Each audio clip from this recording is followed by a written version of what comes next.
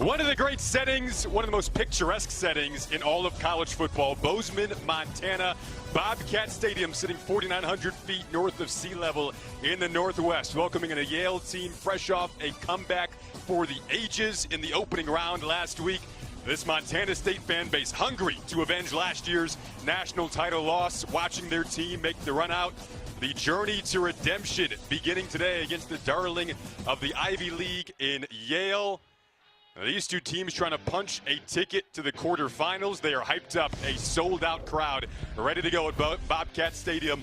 You see here, Abilene Christian, Stephen F. Austin, the two teams that Montana State and Yale will be keeping an eye on to potentially play next week in the quarterfinals. And we are locked up, locked in, and are ready to go. Jason Ross Jr. alongside Tioka Jackson, fired up to be here. 10 straight wins for Montana State, 7 straight wins for Yale. They've never met before until today, and Tioka, their seasons are on the line today. Two hot teams. This Yale team has accomplished things never done before in the history of this program, but they're in the building where the Bobcats almost never, ever lose. It's going to be huge. Well, what Yale did a week ago was historic. 42-13 was the score they were down by with 5.5 to go in the third against Youngstown State. Tioka, they rode the back of their running back last week in Josh Pitzenberger. Why not? I mean, the guy is a tremendous player. Third most carries in FCS football. He is a true workhorse back. Very tough to tackle. He's got great patience. He explodes through the hole. And what I like about him is almost never do you see the first guy tackle him, and never do you see the ball on the ground. He is the offensive player as a running back that this MSU defense has to focus on to have any chance of slowing this offense down. And the MSU defense is uber experienced up front. Well, they got a great defensive line. One of the better watches on tape that I had all year, because this defensive line gets after people, and they play a lot of guys to keep them fresh. But the two men on your screen are the head of the spear of this defense. Caden Iden is Mr. Bozeman. He grew up here, went to school here, right around the corner, and he is the tremendous player in this front. And take a look at the other guy. We'll see him a lot. That defensive tackle was the best in the NFL prospect. Miles Sandstead kicks this off. Tarver back to return and gets popped. Ball did come out towards the tail end of that, but it looks like they marked him down at about the 15-yard line. So now Yale's offense on the road, one of the most raucous atmospheres that you'll find around the country. Montana State is 37-2 in this stadium over the last 5 years, and you will hear how loud it gets throughout the course of the afternoon. Dante Reno comes out at QB, the son of head coach Tony Reno. He made impressive throw after impressive throw in the second half comeback against Youngstown State a week ago to guide them here to this point.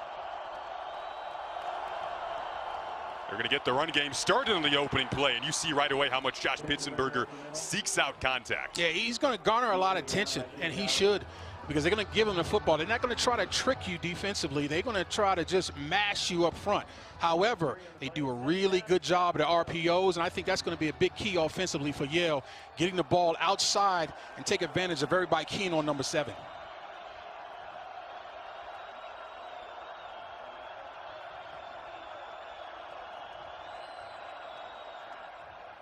Quick throw, trying to get Lucius Anderson involved. That is incomplete. Jace McMillan on the coverage. But they got a slew of different wideouts involved in that second half. Anderson was one of the guys that had over 100 yards receiving a week ago against Youngstown State, but early on, a 3rd and 7 here against a defense that you don't have too many third downs against. Yeah, and you better convert. If you want any chance of pulling off this upset on the road, got to be good on the money down.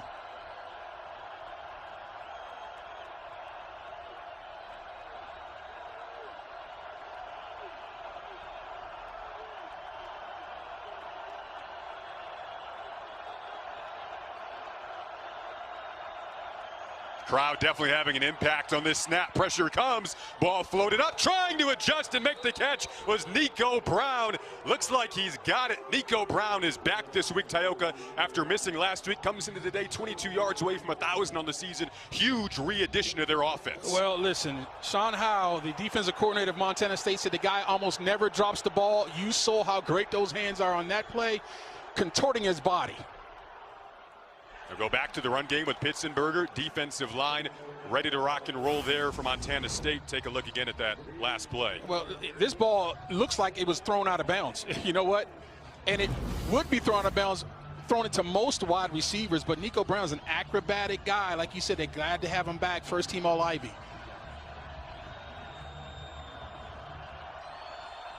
Dante Reno, the sophomore from Massachusetts.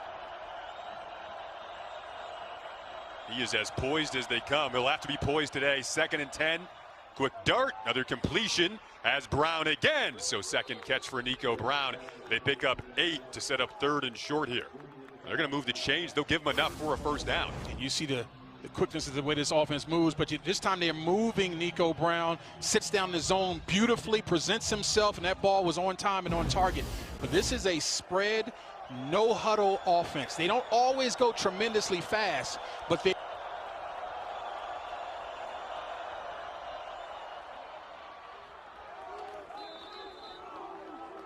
Pitsenberger with the run. Petrie wraps him up. Picks up 4 on the play. 2nd down and 6 to go.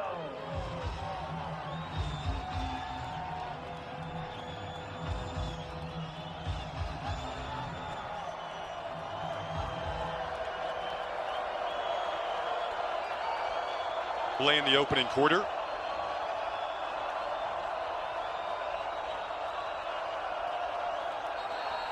You get a flag that comes out here. That's going to be Quentin Lewis with the false start.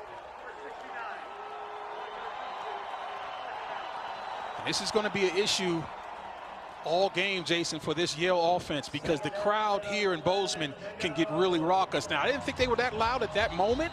This wasn't a huge moment in this sequence, but you got to be disciplined and give this offensive line, hold your water and only go when that ball snaps.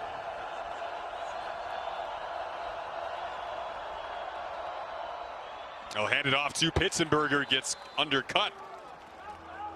Pitsenberger with the run. Brought down by Carson Williams there, the redshirt freshman corner, sets up 3rd down, 2nd, 3rd down they face. Looks like 3rd and 7 again. Converted the first time they had this situation with Nico Brown, who's back out on the field now, bottom of your screen. He gets the money down against the Bobcats. The first thing is first, protection. How are you going to take care of this front? Right now they're in 11 personnel, 1 tight end, one running back. Are they going to keep him in the block? Go to Brown, try to set up a screen for him on the edge, but the open field tackling, which has been excellent for Montana State all season long, comes up big again here. It's Bryant Meredith, who we saw at practice yesterday, slotting in to get more reps at nickel. And like you said, the tackling of this defense is excellent, but so is the team speed. Watch how quickly they get to the football, Jason. I mean, usually when you throw a tunnel screen like that, there's some room to run, but their defenders are so fast on the outside. Good luck at trying to make something happen that way. First time we've seen Reese Keeney come out to punt, transfer from Rice. And the return opportunity here for Taco Dowler, who is so electric no matter what he is doing on the field. He will be out. Up next, the offense for Montana State, led by Justin Lamson, takes the stage for their opening series when we return.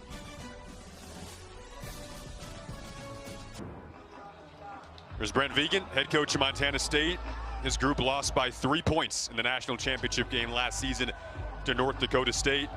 They turned the page quickly after that to get back to work and resume the goal of getting back to that stage. And here it is. We know these games, Taoka, aren't won in this week leading up to the game. They're won months in advance. They know this stage well. Justin Lamson comes out, stepping into the big shoes that were left by Tommy Olot at QB. He has filled those shoes very well. Quick throw, slant over the middle to Chris Long.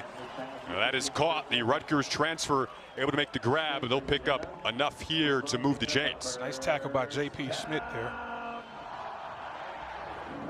Very physical. There's a good look at Brent Vigen. Enjoyed talking to him yesterday doing walkthrough. 37-3 in conference play under Vigen. Big Sky champs again this year. Throw it out to the slant here and going to Taco Dowler out on the edge. He gets brought down, but this group has been so consistent. 10 straight wins after an 0-2 start. Lost the first 2 to Oregon and South Dakota State. Have rattled them off since then. They rarely lose on this field under Coach Vigen. Yale, the Ivy League champion. They'll hand it off to Julius Davis. Working to the outside, and he gets brought down. See Lamson again there, transferred from Stanford. He was recruited by Coach Vigen when Brent Vigen was the OC at Wyoming, so they go back a bit, know each other very well. California native. Told us he wears that sleeve for style purposes, not to stay warm. He's gotten used to the cold. Yeah, swag. Every chance you do, you get a chance to drip. Go ahead and drip off then. Nice job, Lamson.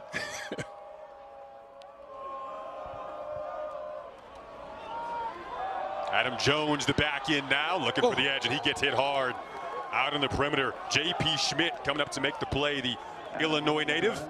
Well, that's the second big hit by Schmidt now. Watch him now come from inside out with a purpose. That's the way you do it. I just want to see him wrap his arms. That's the only thing. That's a beautiful job of showing up on the outside to prevent the third down conversion, and that is a huge, huge stand by this defense of Yale. We'll get off the field quickly. Tarver back to return. First punt of the day for Colby Froker. We got a fair catch with 8:36 to go in the first quarter. Take two for the Yale offense when we come back. Only in Montana do you get this pregame here. Horses prior to getting ready to run out onto the field. They're warming up in the snow. A couple ladies just horsing around. I see what you did there. Nice. The NCAA FCS playoff coverage continues with the quarterfinals next Friday and Saturday on ABC, ESPN, and ESPN+. For more information, visit NCAA.com, the home for all NCAA championships. Dante Reno comes back out here. Didn't begin his college career playing for his dad, Tony Reno. Started out at South Carolina, transferred in this year, went to high school in Connecticut, had offers from several Power 4 schools out of high school. Again, right up against the noise of Bobcat Stadium. He'll take over. Second series, they picked up 2 first downs on the opening series. We'll start with Pitzenberger. Nice cut up the field. Cole Taylor got a piece of him to ultimately get him down, but Pitzenberger, he doesn't go down easily. Both of the backs we're going to see today for both sides, you can't go down by the ankles. No doubt about that. And what I like about this offense is how they spread this defense out horizontally pre-snap. You know, when you get these wide receivers spread out wide, it lengthens the amount of space the defense has to cover, and it lightens the box, and they smack you in the mouth with Josh Pitzenberger.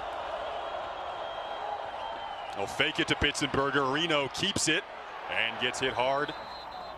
Looks like they'll pick up enough here for the first down. They do, so third first down so far for the Yale offense. They're the underdogs here today for sure. Tauka, their fans have made the cross-country trip. We were seeing the Yale scarves all over Bozeman this week. Right now, it doesn't look like they're intimidated at all on either side of the ball. That was a huge third down stop, by the way, from their defense. No doubt about it. I mean, you got 2 first downs on your opening possession, moved the ball, right, got it out of your end zone area, kicked the ball from near midfield, and then got a 3 and out.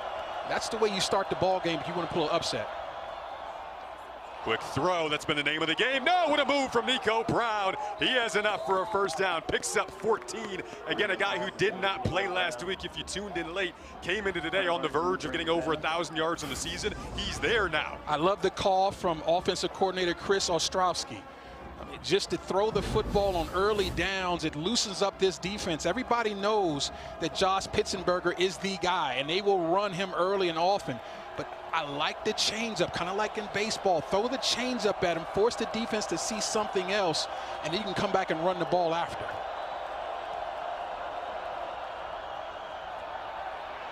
Reno's first deep shot down the sideline, incomplete, out of the reach of Hayden Stevens. This Yale team carrying the torch of the Ivy League after Harvard lost last week. First time for the Ivy competing in the FCS playoffs as Reno gets up a bit gimpy. He is a tough guy, but ooh, boy, I don't like how that definitely looks. limping right now. Yeah, don't like how that looks at all. Now you say he's limping, but it looks a little woozy to me, Jason. Yeah. I don't like how that looks at all. We might. Old Spice Cashmere and Vanilla Body Wash. 24/7 cologne quality scent. Cole's mom? California cool? You bet your Lauren Conrad collection it is. I have clothes with my name on them too. It's a name tag left over from parent-teacher conferences. That counts. Lauren's really hands-on. Lauren Conrad? Lauren? Why isn't anyone talking about how you can go from an XL to a medium in 8 weeks just by walking? If you're out walking daily and you're not seeing the results, it's really pretty simple. You just start walking enough for your current weight and body type. Turns out I was only walking half of what I should have been. I'll link the quiz below that I used to determine exactly how much I needed to walk to see the results I was looking for. The quiz takes like 2 minutes. At the end, it told me exactly how many steps I needed to take daily. You wouldn't believe at how quickly I started seeing big change, and I feel so much better. Just tap the link below, take the quiz yourself, see how many steps you need to take before you get to where you want to be.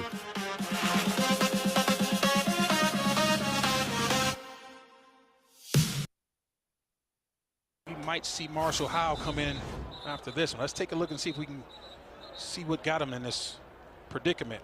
Big hard shot hit from Paul Brat. Yeah, and that's the guy we talked about in our open. Paul Brat is probably the best NFL prospect on this Montana State team. 6'3", 300 pounds, and all 300 of those came down on top of Reno. Reno takes a seat. Marshall Howe, the senior from California, comes in. Just 6 throws on the season. He's going to keep it here and showcasing the legs to pick up a good chunk on second down. Oh, I love the decision making coming off the bench cold. Great job of reading the defensive line, putting the ball into the mesh point of Josh Pitsenberger, forcing the defense to react to him, and then you cut off of that with a little bit of a read option situation. Get yourself 7 yards on second down, setting up a third and manageable. Let's see how this coaching staff trusts Howe. Do you put it in his hands? I think he might run this with number 7. They do exactly that. Pitsenberger got dragged down. Looks to be right at the yard to gain where they're marking it. Yeah, see, I think this is a smart decision. Just run power football right up into the A-gap with your best offensive player, knowing you don't need many yards, and they get just enough to keep the chains moving. Just enough. So another first down. And with Dante Reno on the bench right now after the hard hit from Paul Brat, keeping an eye on his status, it's Marshall Howe who enters the stage very early. His first throw is intercepted, picked off over the middle, and room to roam the opposite way for Caden Dowler, the Big Sky Defensive Player of the Year on the first throw for Howe. Potentially turns the momentum early in this game. And I was just going to talk about how is this offense going to change, if at all, with your backup quarterback Howe. And I think you got to go lean on your best player. Well, they decide to be unconventional and throw the football on first down with your backup, and this is what can happen. If you throw the football anywhere near Caden Dowler, chances are he's going to come up with it. One of the best football players in FCS, tremendous at getting his hands on the ball. Had a pick last week for a 34-yard touchdown. This is what Caden Dowler does. You said he's a guy who's always in the right place at the right time. He reminds you of Aeneas Williams. Yeah, lucky. He's right. always in the right place at the right times. Now Lamson trying to take advantage here. They go to steal the redshirt freshman who they didn't anticipate to have as huge of a season as he has had, and making his playoff debut. There's his first catch. Well, they said he's a state wrestling champion. How many state wrestling champions do you see playing on the outside of college football, Division I college football? But they say it helps him with his blocking. He does a tremendous job of blocking, and he's a fast developing receiver on the outside as well. If there's a state where a wrestling champ is going to be playing wide receiver, we're in the right state for it. We're in the right state for it. Lamson's going to keep and run into a hard collision. Iodura Jaye brought him down from behind. You got to be careful now. Watch this wall of white jerseys. You might want to find a way to get down instead of running into that. You do that too often, bad things are going to happen. Conversely, Lamson's a guy who doesn't make mistakes. 2 interceptions in the entire year. Hasn't thrown one since September. None in Big Sky play. That's a direct snap to the running back, Adam Jones. J.P. Schmidt over there to force him out, but he picks up about 7 yards there. And this is one of the best offenses in third down conversions in the nation. #1 in the conference and #9 in the nation, 48%. And this is how they do it. They're really efficient on first and second down. As you talked about the direct snap, and there's room to run on the outside by Adam Jones. They've got multiple backs that run hard, as opposed to Yale, where they've got one kingpin. Montana State has a bunch of guys. Lamson only had 2 incompletions in their last game against Montana. Here's Jones again, cutting up field. He's starting to heat up. He is a slasher, as they call him, has speed, really the entire package. He came in averaging 5.6. And if he was just a guy by himself, he'd be well over 1,000 yards. He came in with 695, and like I said, averaging 5.6. Great feet. You see the quick feet and the vision to see the hole and get there? He's a really good football player, as is Julius Davis. He grew up in the rival town of Missoula. They went to Missoula to beat Montana 31-28 in their last game. 5th straight year earning the bye week for Montana State. Made the national title game last season, lost by 3 points. Gonna keep it here, leading the way, and then hole opens up. Oh, the ball came out in the end zone. Who is it picked up by? It is a Montana State touchdown. Chris Long was able to collect it. Wide receiver saving his QB there. Talk about how rare it is for him to make mistakes. This one, a fortuitous mistake into the hands of his wide receiver. And did an excellent job to do everything right to get it in, but the left arm of Abu Kamara knocks that ball out. Chris Long is Johnny on the spot.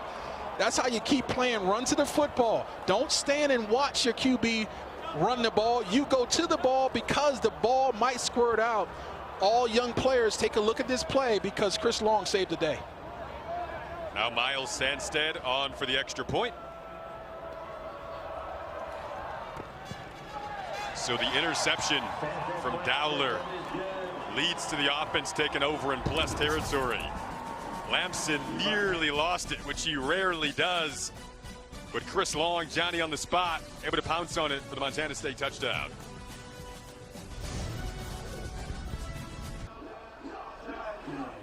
Back in Bozeman, MSU up 7-0. Let's take a look at this touchdown. First of all, it's 11 personnel, 1 back, 1 tight end. This becomes a power O with the quarterback running the football. You're going to be 1 short. This should be a touchdown. Now look at the job of getting off the block from Abu Kamari, knocks the ball away, but the guy who was blocking him, Chris Long, stays alive. A lot of receivers do nothing in that situation. Long stayed alive. Johnny on the spot, touchdown, MSU. Joshua Tarver going to try to return this. Gets out to about his own 18. So quick strike for the Montana State offense. And now Yale trying to answer. Dante Reno is back in at QB. Talk about the look to that last hit. Was hoping it was just maybe the wind getting knocked out of him. Yeah. That appeared to be the case. Now he's back in, and when he's been on the field, has helped move this Yale offense to what's been a good start, 73 yards of total offense so far. No question about it. I love the toughness to get up off the ground and come back in this game. Obviously, Marshall Howe was put in a really tough situation coming off the bench cold. But this Yale offense is happy to see Reno back in, and then they can stay with what their game plan was with these early throws on first down. I like again. Trying to get Brown involved again. That time gets cut down out on the edge pretty quickly. Taki Alulia Kappa able to make the play there, filling in for J.J. Dolan at free safety. And this is a pass. That ball's pushed forward, but they didn't get the key man on the outside block, and Taki comes in and makes a big hit. They like their corners and their secondaries as hitters. These guys don't only just cover, but they put licks on the ball carriers on the outside. They were flying all over the film against Montana. 2nd and 11. Pitzenberger back involved and barreling ahead. This might be enough for a first down. He picks up 13. And I talked about how this offense spreads you out, and it creates light boxes. And if you don't get Pitzenberger in the backfield with quick penetration, this is what you're going to get. You're going to get a guy who's going to get through the hole and one-on-one falling forward gets another first down. I love this game plan, Jason. They're spreading the guys out, throwing a little bit of early downs, and then running the football after that. You talked about him in the open. He's their captain, their only captain. Yale honoring the Ivy League tradition of just one captain in each of their sports. Long-standing tradition. And they go back to him. Pitzenberger Gain of about 3 yards there. So it's been a good balance so far. The lone interception is what cost him. Howe came in. Dowler, the Big Sky Defensive Player of the Year, made the pick that set up the offense for a quick touchdown. If you tuned in late, coming up on the final minute of this FCS second-round matchup, first ever meeting between Yale and Montana State. Long cross-country trip for Yale. Got in late Thursday night, early Friday morning. A minute left in the quarter. Quick throw. Brown again. He's been really involved in his return today. So impressed with this game plan. And they are executing it to a T. Chris Ostrowski's put together something beautiful early on. And again, it's starting with the spreading out of this defense, but they're not just running the football and they're not just throwing it. They're mixing it up. And I'm just telling you, as a defender, it's really hard to figure out exactly what's going on. And that's why this Bobcat defense is on their heels. Right on cue, they're moving Nico Brown again, trying to keep him on their heels. They'll run it to that side. Helmet comes off for Reno, so he'll have to come out for a play. I recognize this. That's a frustrated defensive front. They're a little angry right now because the ball's getting moved on them. And so what you're seeing is big hits at the point of attack, as you see Reno has to come off because the helmet came off. But watch this attack. Now look, that could have been a face mask. You could argue, Jason, that might have been a face mask penalty by Alec Eckhart. Really quick, tough to see exactly if he grabbed it or not. Sound like you're speaking from experience with that anger up front of the line. So Howe comes back in. He'll hand it off. Give it to Pitzenberger. Now you can get Reno back in here for an upcoming third down. It'll be third and long. End of the first quarter. Second round of the FCS playoffs. Montana State up 7-0 on Yale.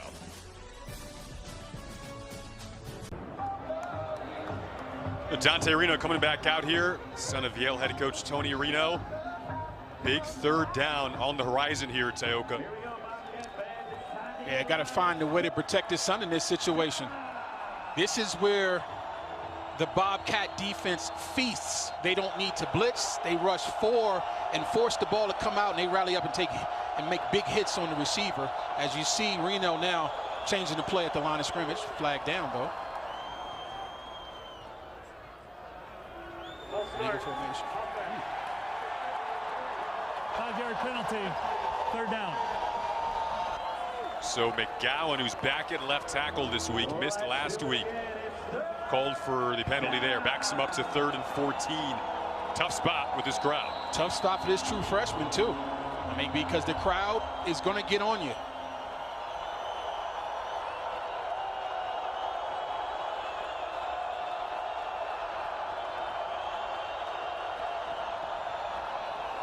They'll just hand it off. Pitzenberger gonna keep it. Broke a couple of tackles. Really can't go down the ankles for him. So ultimately able to finishing him off is Dominic Solano. Fourth down, and the punt unit gonna come out. Yeah, I think that was the right call. As you see, Pitzenberger came out of his shoe, and he's upset. And, you know, that was obviously an untimely penalty that made that a deal where we're just gonna run it and go ahead and punt the football and play field position. Pitzenberger coming off his 6th multi-touchdown game of the season. Taco Dowler back to return this punt from Keeney. Dangerous returner. He's going to come up, field this. Taoka maybe has a block. Pirouette and gets out to the 26-yard line. So Justin Lamson mentioned their last game they played was a couple of weeks ago against Montana. It was his first time in this rivalry on the road in Missoula.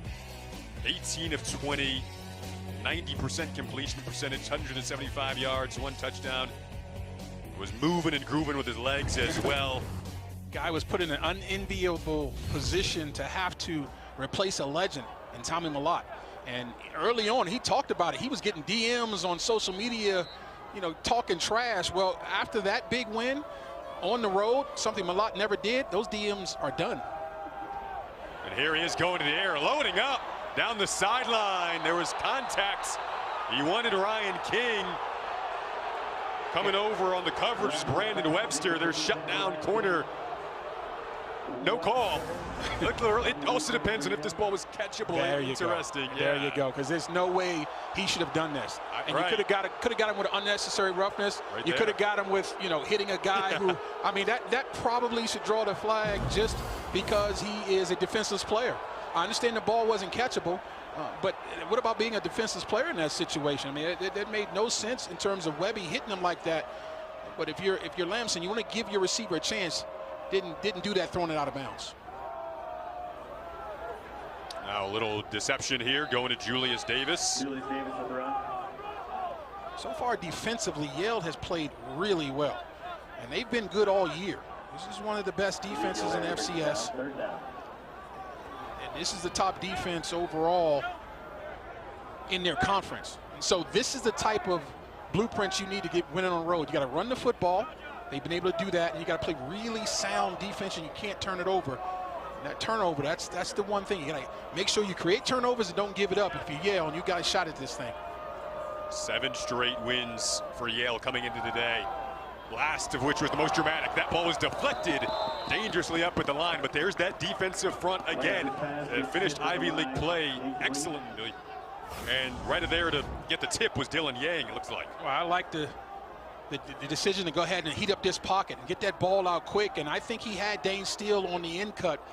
Great job of getting the ball on the ground with that pass breakup at the line of scrimmage because, again, 84 was open, might have gotten the first down. They forced another punt. Second time they've done that. Lucius Anderson back to return.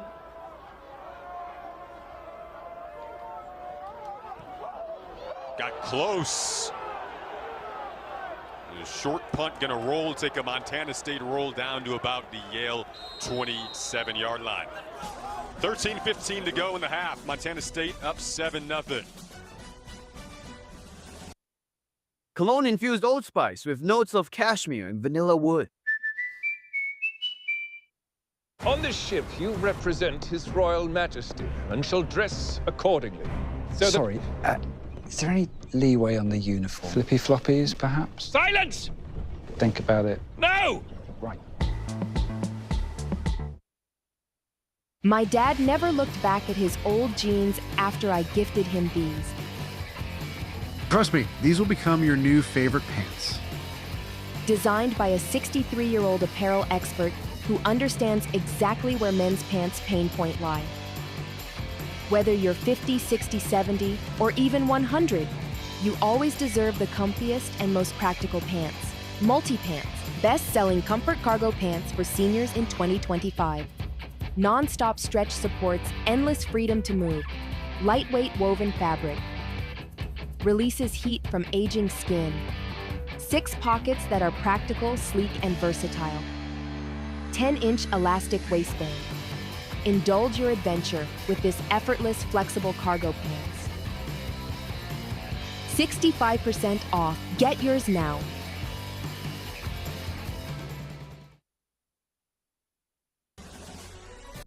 Nico Brown back today, over 1,000 yards in the season now. Didn't play last week, and you see what they were missing a week ago. No question about it. He came into this game averaging 16.3 a catch, and clearly he's a touch guy in this offense with this game plan, and I like it. Lean on Brown and Pitzenberger, your best players. You don't need to get cute in the biggest games of the year. Let your best players lead the way.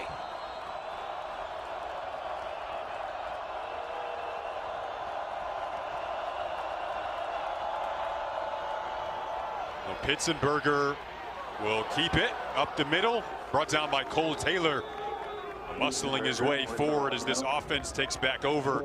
Again, made so many impressive plays a week ago. Pitzenberger was huge in the comeback against Youngstown State. Yeah, we talked to Caden Dowler, the all-star safety for Montana State, and I asked him, what impresses you about Josh Pitzenberger? And he said his patience and vision. He's slow to the hole, and he's quick through it. That allows this offensive line blocking schemes to develop. He has some confidence in them, and he explodes through the hole like that. Reminiscent of how their last few drives started. Pitzenberger trying to cut it upfield. Alec Eckert was able to finish off the tackle. Looks like they'll mark it with enough for the first down. And now down is Aarons, the really impressive true freshman linebacker They're already down Neil Daly today at linebacker. So Aaron's, we said to each other before the game, his reps were going to need to go up. With Daly down, Greeby and Taylor are the two go-to guys, but Aaron's had a big season. You're going to see number 43 here, middle of your screen. Ooh, yeah, and that whole tackle just sort of collapsed on him and his lower body. Got to hope that X is good to go because they need him badly. Very good young player, and like you said, his reps were going to go up today because Daly being down, and they have no problem with those reps going up of how he's accounted himself all year. Came into the game with 33 tackles. Again, a true freshman, 6'2", 220, really good size for a player that young. His first playoff game. Tacoma, Washington native, Curtis High School. Early on, they were checking that right knee, but the fact that they're not still pulling on it, I think is encouraging. They are keeping weight off of it, though, Jason. Now you hate to see that. We'll see what they opt to do at linebacker. Again, already down Neil Daly today with injury. Probably a lot of snaps on the horizon for Bryce Greeby and Cole Taylor, but interesting to see who slots in if Aarons can't return. Yeah, I think you might see a little bit more number 42, Ryan Crea. Came into this game with 18 tackles and an interception. He's a guy that they might turn to. His dad, Matt, played here at Montana State. We'll see if we see 42 come in, getting some of those reps that 43 may not be getting.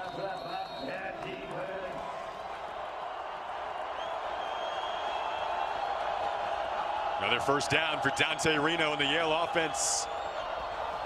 Go to Pitzenberger. That's been the name of the game on first down. You know it's coming at you, but so far Montana State hasn't stopped that first down carry. Yeah, and that's the ultimate disrespect of a defense. We're going to line up and run the ball right up the gut, and this is the strength of this team. This front seven, particularly the front four, is the strength of this defense, especially for Montana State. So early on, if you are a Bulldog fan, you have got to be happy with what's happening in the trenches. You see the total yardage difference in this game right now is the lone Yale interception. When Marshall Howe came in, Montana State quickly pounced on that. Another good hole opens up for Pitzenberger, lunging ahead to the 50, tripped up by Caden Dowler, but not before he gets enough for a first down. So any thoughts on whether guys like Pitzenberger, the offensive player of the year in Ivy, would not maybe be as effective going against a Montana State defense who is as fast as they are? And, you know, the Big Sky Conference and all of that. Well, they're holding up just fine, thank you very much.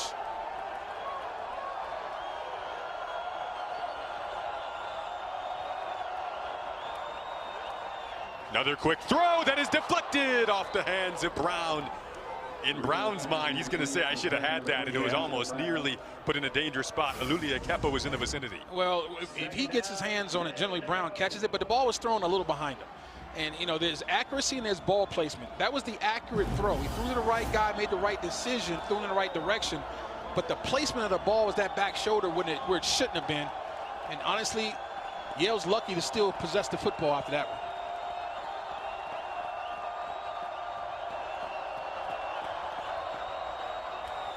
He'll fake it and then go up the middle. First carry for Billy Dahl. The senior lunging ahead. And it's going to set up a third down situation here on the plus side of the 50. So that was just enough efficiency.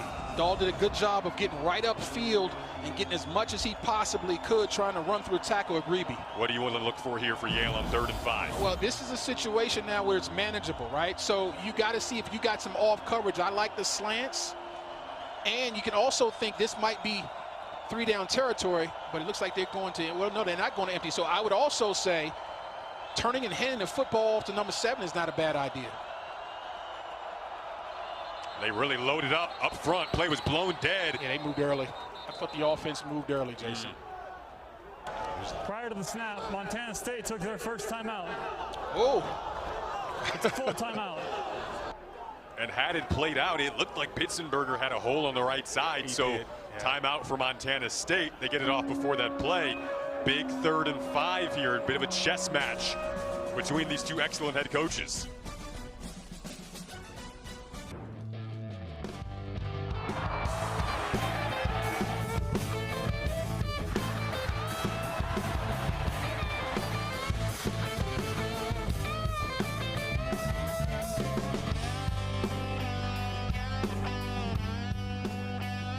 Welcome back. That's the goal to get to Nashville. The goal right now for Yale, 3rd and 5 coming up after Montana State used the timeout. Head coach Brent Vigen and his defensive coordinator Sean Howe had a conversation, and now they're going to try to chalk something up. Heated conversation too. I wonder where they misaligned or something. But again, I think this might be 4-down territory. Reno going to throw it. Offensive line holds up well. Wheel route down the sideline out of the reach of Brown. Looked like he had him. Out of the reach of his target, who could have been Taoka potentially streaking for a touchdown if that connected. Gosh, Reno had it, just flat missed him, and he is upset about it. First of all, the protection was great. They kept Pitzenberger in to be a blocker, and you had exactly what you wanted down the sidelines. You don't get opportunities that much against this defense.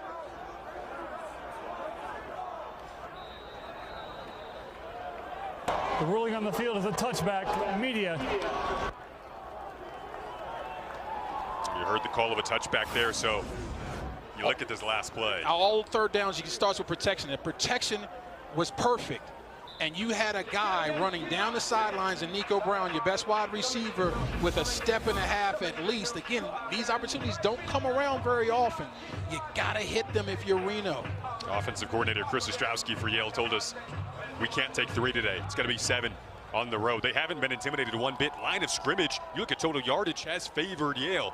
That was one of the question marks coming into today. Could they come out west and handle Montana State's physicality? They've done just that. These two teams really align with each other, strength on strength. Right in the trenches.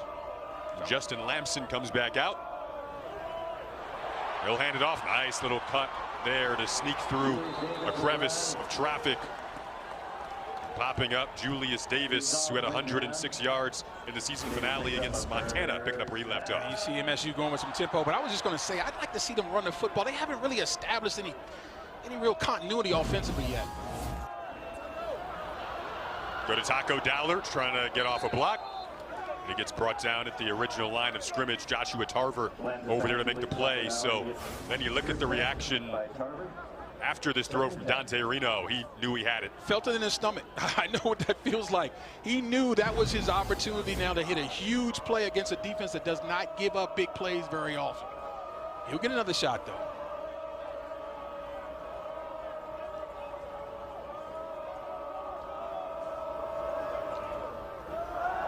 Lamson 4 of 6 so far.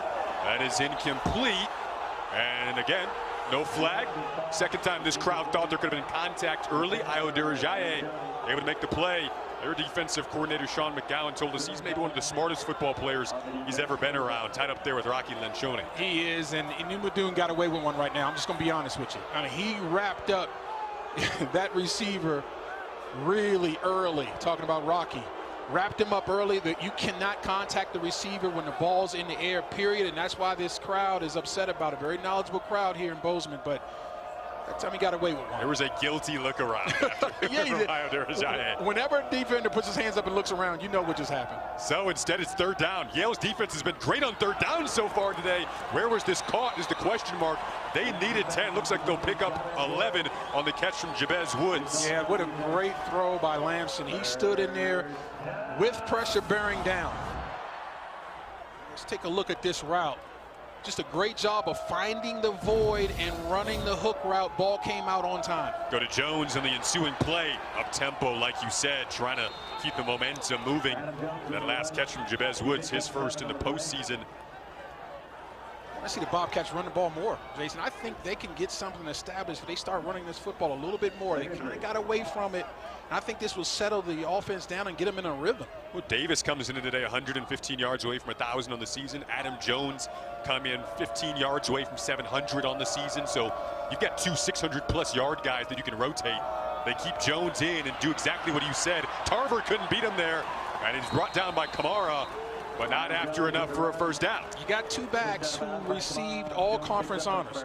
Jones is honorable mention all Big Sky, and Julius was second team. But that's just an outside zone where no one's showing up, and they're finding a way to get around the corner and get positive yards to move the chains. But again, I like the idea of running the football. There you go. Director Dennis Landis, that's his motto. Run the ball. Low snap that time. They faked the run. Lamson back up to throw it. One-on-one, won it. Dowler, and now the flag does come out. So maybe that one was earned a bit from the last couple that weren't called. Brandon Webster locked up over there with Dowler. That's a matchup that we were thinking would happen. Defense, number 7. 10-yard penalty, automatic first down. So this is the ultimate team sport, Jason, in football, but it comes down to the one-on-one matchups. Let's take a look at this ISO. You got Webster and Dowler, and Webster reaches around, grabs, pull jersey, the whole 9. But if you're going to get beat for a touchdown, you hear me say it every week, I'm okay with that, because it's a 15-yard penalty is way better than what it would have been somewhere around a 60-yard touchdown pass. Or 50 yards, excuse me. Propel yourself into summer with Old Spice Poseidon Body Wash. See you at the barbecue. My brother, he's violent, unafraid, oddly charming, unpredictable. You're going to kill me, Ruben? No, there's an idea.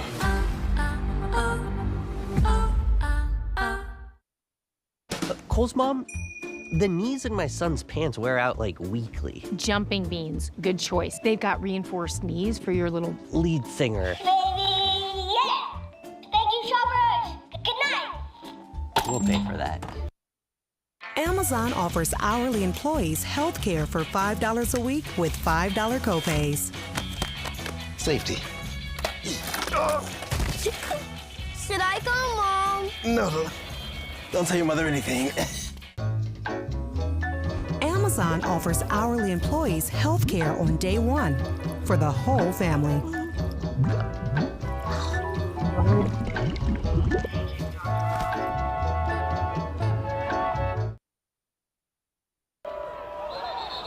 Another flag comes out here.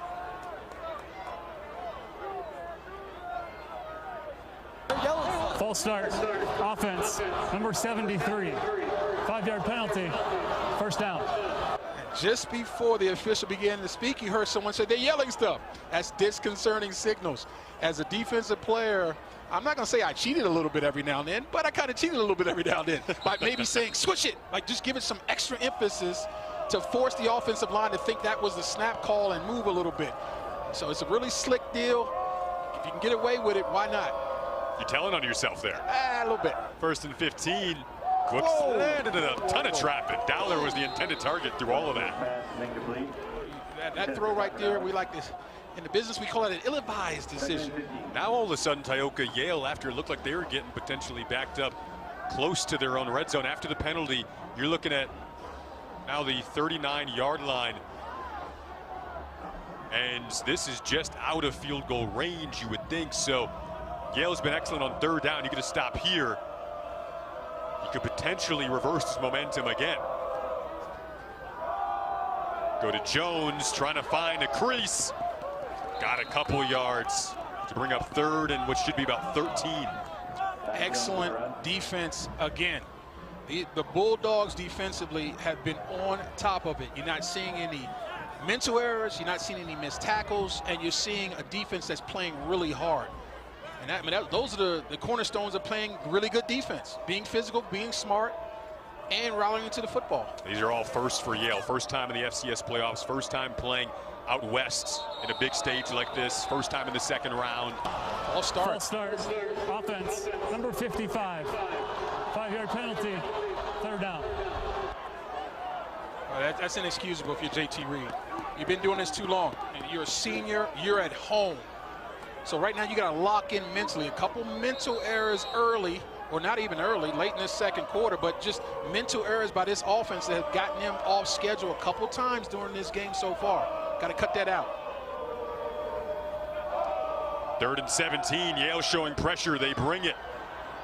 Lamson evades it. He's going to tuck and try to use his legs. Brought down out of bounds. Dylan Yang forced him out. Looks like Yang a bit slow to get up. Well, that's unfortunate because that was an amazing play by Yang. You talk about tremendous effort from a guy that's 275 defensive player. This is also just kept running. 6'3", 270, like you said. Works his way up. And his effort sliding into that DN spot has been really fun to watch today. They'll force 4th and 11, and the field goal unit likely to come out for Montana State. With 6.5 to go in this second quarter. That was a big stand for Yale. It felt like Montana State was moving with tempo. The bionic structure on his left arm. He's playing obviously hurt, but that's not what's bothering him now. He's limping with a lower injury. But this time of year, this is what it is. No one's 100% on that field, and so these guys are playing for pride and for the love of the game and for each other. And look at the energy there. He's like, no, I'm going to find a way to get back in this game. So don't be shocked if you see 98 back out there real soon. Mental toughness and attrition is what this part of the season is all about. Their motto has been accountability, toughness, family, passion. See, I mean, that's all that right there in that one play right there. Well, they came back from down 42-14 with 5.5 minutes left in the third quarter last week against Youngstown State. Unfathomable what they did. Have never had that momentum that was just so palpable, changing like that. Hard to find a game around the country this year where you could see that, let alone in the postseason. So they are not afraid today. Down 7, 52-yard attempts. Fake. Coming up here, and they fake it. Try to run it. There is grass ahead. A first down, and more. Flag comes out. It is coming back, Jason. Froker took it down inside the 10, but like you said, appears to be coming back. Yeah, I think Titan Fleischman, number 66, the right guard, was doing a tremendous job of blocking downfield. Watch it towards the top of the screen. There's 66. Now just maintain. Now you can save it now. See, when you're locked in like that and you feel it's getting that deep, you don't have to continue to hold. Let him go. He's not going to be able to run him down. Brent Vegan not happy at all. Yeah, with the pending call. During the run, holding, offense, number 66, 10-yard penalty, replay 4th down. Vegan is irate. Titan Fleischman does not think that should have been called, but there's a way to hold Jason and get away with it. His left arm is outside the frame of his shoulders, the defender's shoulders. That's what got it.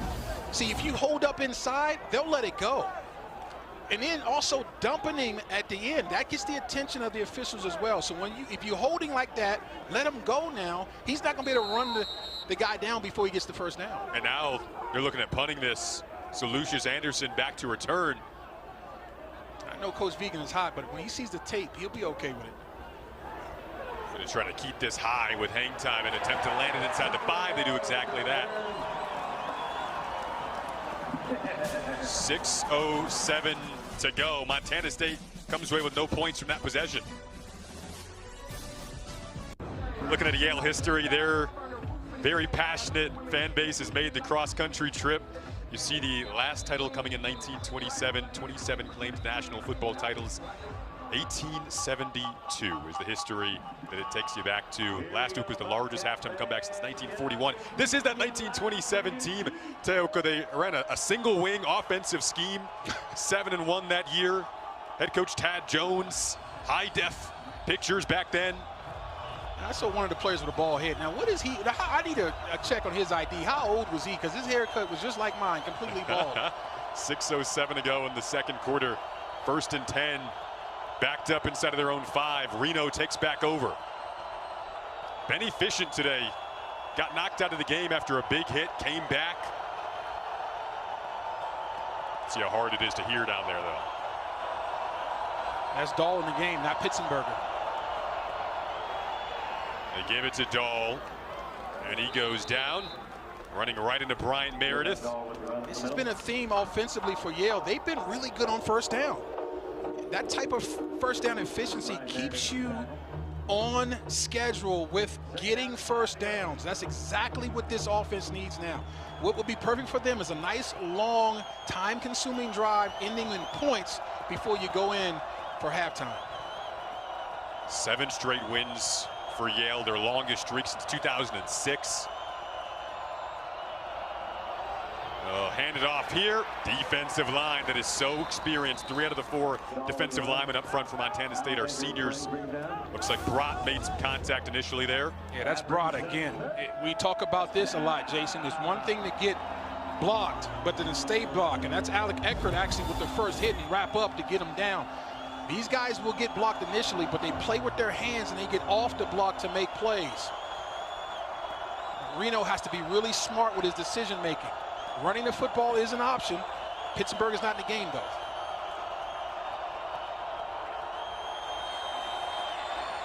Throws it to Brown, trying to turn and lunge ahead. He thinks he has a first down. It was an athletic play to even contort his body like that. Where he caught it, I was saying there's no way he's going to get this first down. Look at this replay. Well, he's only 6 feet, so you see his catch radius may not be that big, but he's athletic. So he can make the away-from-body catches because he's got extremely reliable hands. Over 1,000 yards on the season. Returned today after not playing in the first round last week. Big re-addition to the offense. Montana State showing the pressure. Nice quick slant. Lucius Anderson this time. Plunging his way forward for a gain of 13 and a first down. Guy who had 138 yards in a breakout game last week against Youngstown State, just a true freshman. Well, Sean Howell decided to bring number 5, Caden Dowler, on a blitz, and that means man coverage on the outside. Perfect throw and perfect call against that defense. Just run a slant against man coverage, and he threw, talking about Reno, a bullet over the middle. 8 targets to Lucius Anderson last week, 8 catches. Talking about a perfect game. Doesn't get much better than that. True freshman. Tioka, they're moving the football, just haven't found their way all the way down the field so far. Can they do that here in the waning minutes of the half?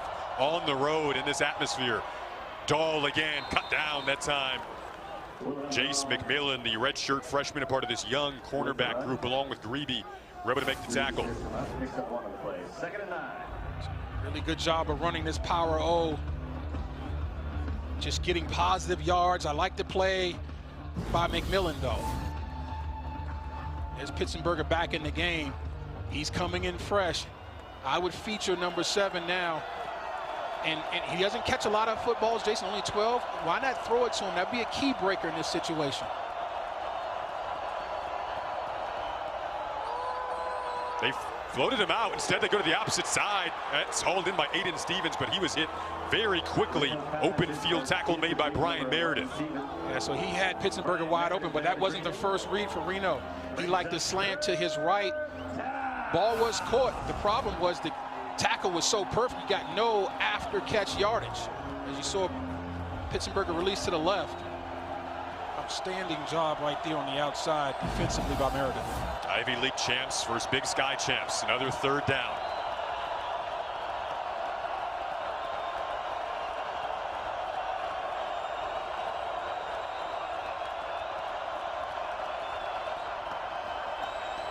More good protection up front. Reno gonna have to roll though and just dish it away. Stalking him from behind was Grebe, and that'll force a punt. No foul for intentional grounding. The quarterback was outside of the tackle box. The ball went beyond the line of scrimmage. It's 4th down. Great explanation by the white hat official. Gets out of the pocket, and now as long as he gets it to the line of scrimmage, there's no foul. Doesn't even have to be a receiver out there. And that was close, but he got it past the line of scrimmage. That's all that matters. It was brought down right before the 2-minute timeouts. They're still going to have 2 timeouts and the 2-minute timeout for Montana State. Offensively, with Taco Dowler back to return, Reese Keeney setting up to punt. Line drive punt away from Dowler. Keeney's punt goes out of bounds. 7-0. Montana State's offense comes back out with 2 timeouts left. Snowball season in Bozeman. Careful, kid. Careful now out there. Don't slip. Don't slip. They're used to the footing around here. Yeah, they know what they're doing. Coming up at the half, we'll talk history of the Ivy League. It's their first time in the FCS playoffs. Carrying the literal torch for them is Yale. You see what's happening so far in the FCS playoffs today. Mercer going down 47-0 to a South Dakota team that had a lot of chip on their shoulder as Jones maneuvers forward there, taken back over here with under 2 minutes to go in the half. That Mercer loss was the worst by a first-round bye team in the history of FCS football. Wow. Unbelievable. So far here today, Jones finds the first big crease in the run game for Montana State. Ayoderaja able to finish it off with a tackle, but a gain that'll put him up inside of plus territory here. And this is what I was talking about earlier, Jason. Run the football more. I mean, obviously you're getting the ball run on you on the other side. A lot of times you come back with the run to get your offense in rhythm and control this football game. I think there is an opportunity there to continue to run the football if you're Montana State. Now moving quickly, Lampson trying to avoid traffic. Kamara came up to bring him down in the open field. This is about where Montana State was in their last series. His clock starts to tick down to 70 seconds left, and it's 60 now. As well as Yale has played defensively up until this point, this is the most critical drive of the ball game here. Lampson, another quick dart through a tight window. Jabez Woods able to pull that in. Kamara was on the coverage again instead of a minute. Still have the 2 timeouts. It's a great catch by Woods because that ball was behind him. Watch him turn his body in traffic and make a big catch there because that had interception ball written all over it. All of a sudden, third down here. Yale's defense been really good on third down today. Showing pressure, walking up, mugging the center. Here they come. Kamara was in his face. Tyoka, I think he might have gotten a piece of it.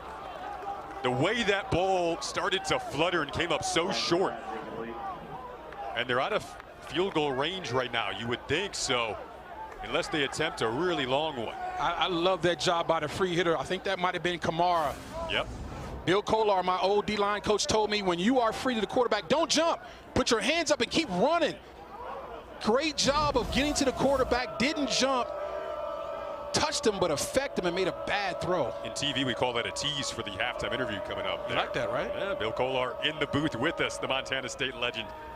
35 seconds left in the half, and Yale's defense got to credit them again as Anderson comes up for the fair catch to get another stop. The difference in this game right now, if you tuned in late, an interception thrown, and it led to a short field and a Montana State touchdown. There's the jersey of the legends. There's the GOAT, College Football Hall of Fame, 2-time All-American, long-time NFL coach.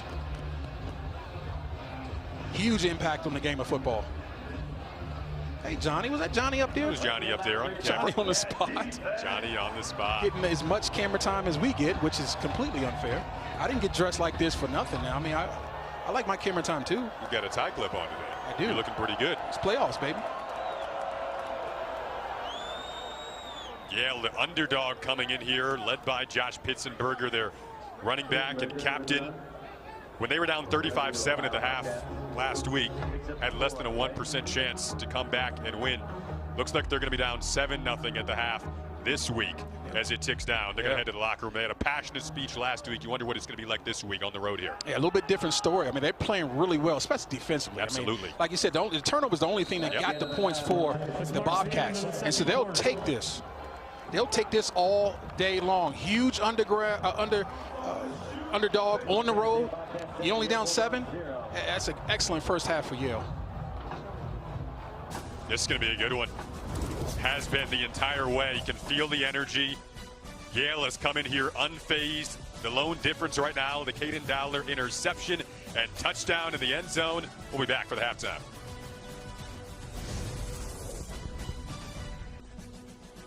Beautiful Bozeman scenery right behind Bobcat Stadium. It's a 7-0 lead for the home Bobcats at the half here in the FCS playoffs. Second round matchup between Montana State and Yale. Welcome you inside of the booth, joined by a special guest, Jason Rush Jr., former Montana State.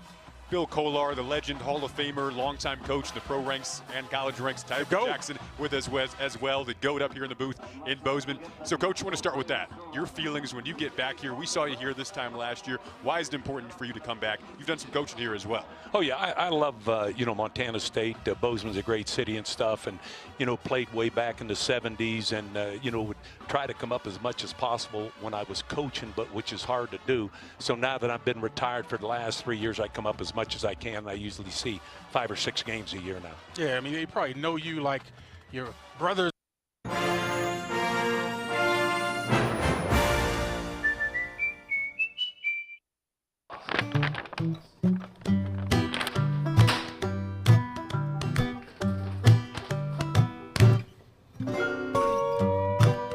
When your gains are on the line, there's Shields.com. On this ship, you represent His Royal Majesty and shall dress accordingly.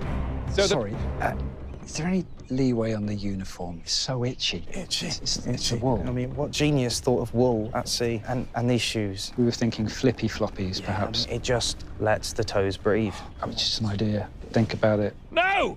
Right. Flip-flops cool? Very cool. Right this way. Norwegian Cruise Line. It's different out here. Brothers and sisters out here running all these businesses, man, in Bozeman. But let's talk about Coach Howe. You got a relationship with him. Former D-line coach has now been elevated to defensive coordinator. Talk about what kind of job you think he's done. Well, I know what kind of job he's done because I work with him, 3 years in a row, just sort of helping out a little bit and stuff. And he coaches just like I coach. And obviously, I think, which is, the best that you can do. He is as good as D-line coaches I've seen in college football, period. Now, you said at any level. Coach like you, now wait a minute, I got nightmares of you yelling at me. I hope he's taking care of the kids a little better than you took care of me. I got gray hair because of that, Coach. No, don't believe that. Ty obviously did a great job. He played for us in Atlanta, then played for us in St. Louis and stuff, had a 12-year career, which is obviously tremendous, to be able to play that long. But he's a hell of a coach. So, yeah, and it's important. And we talked about it, Coach Howe, coaches like you got to be able to hold your players accountable. Even with, the portal and NIL and all that stuff, if you don't hold coaches or players accountable, they can't get better. They can't grow. And sometimes that growth comes from being uncomfortable. Without a doubt. And, because I've had many players come up to me afterwards and they couldn't stand me when I was coaching them. But after they saw how it sort of helped and worked and stuff, they say, boy, I really appreciate it and stuff. But that happens, like I said, Sean, how the players here love him. Like I said, I've been coming around the last 3 years pretty regular. And, all the players, not just the defensive line and stuff, they all love him. And the guy does a great job. Now, look, you went from the high school you came from, the city that you came from. Did you ever see yourself ending up in the college football Hall of Fame immortalized forever? No. I'll be serious. How people say, yeah, I expected to be. I didn't. Right. It was just one of those things, sort of grew into it as I played and went and stuff. And obviously it turned out to end up being tremendous. But to sit back where I was in high school and say I'm going to be in the Hall of Fame, I'd be dreaming. It's not where you start, Jason. It's where you finish, right? And Speaking hard of work. that, what's the biggest lesson you learned from Bill? Well, listen, all-out effort. In football, if you don't play with great passion and effort, that's not football. I can remember him saying, look at this. This is not football. We got to hustle to the football every single play. A lot of guys like to make big, flashy plays, and I love making big plays, but you don't know where those plays are coming. So if you don't play every single play with absolute effort, you got no chance of being good as a player or as a defense, and I learned it from this guy right here. Yeah, and how Ty was when he came in, I really liked him as a pass rusher at Penn State, could really rush a passer, but he wasn't that big and all that. So, we had him, played a little bit. Then when I had a chance to pick him back up in St. Louis, I loved it. And he became one of our regular top guy pass rushers and stuff, and we had the greatest show on turf in St. Louis. Coach, really appreciate your time as always. Thank you, Coach. Appreciate it. Right, you better believe it, guys. All right. Thank you. 7-0 halftime, Montana State and Yale for this second-round matchup when we come back.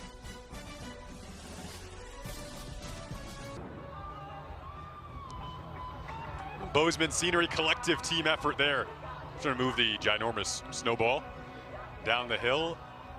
If you're looking for something pregame here in Bozeman, Main Street over easy, always a good spot. Now, see, that's diabolical. I bet our director, Dennis, is at the bottom of this. He knows I'm fasting before the game. And why would you show this now? You hear that's my stomach. Oh, that might have been Mark, the producer. I think I'm going to put it on him. But my stomach is growling harder now. There, Jam, endless good breakfast spots. I know you went to Jam yesterday, post-workout. I did not, but I will. We love Apparently food. You did not. You find out we love food. Tioka Jackson, Jason Ross Jr., the Food and Football Show is back here. Second round of the FCS playoffs. 7-0 the difference right now. An interception, and that's really the lone difference right now. And Howe came in, the hit on Reno. Coming up second half here, your keys for both teams are one. Well, first of all, if you are Montana State, you need more of this. You need more physical play from your defensive line. I need that defensive line to take the game over. Yale has been able to run the football way too much. And you got lucky with this touchdown, right? Because if it wasn't for Johnny on the spot from your receiver, Long, this would be a 0-0 ball game. So you have got to take this thing over defensively, and I like to see them offensively run the football. And if you're Yale, just keep doing more of the same. You've been efficient. by running the football early and throwing the ball early, keeping you on schedule. Do that continuously. And then I also look to, when you get an opportunity to hit the big play, they missed it before, you're going to get another opportunity in the second half. Make sure you hit the open receiver deep if you get the opportunity. See the stats there almost evening up. Yale with that time of possession edge, but we'll see what happens when the second half comes around. Season's on the line. 7-point difference, Montana State and Yale.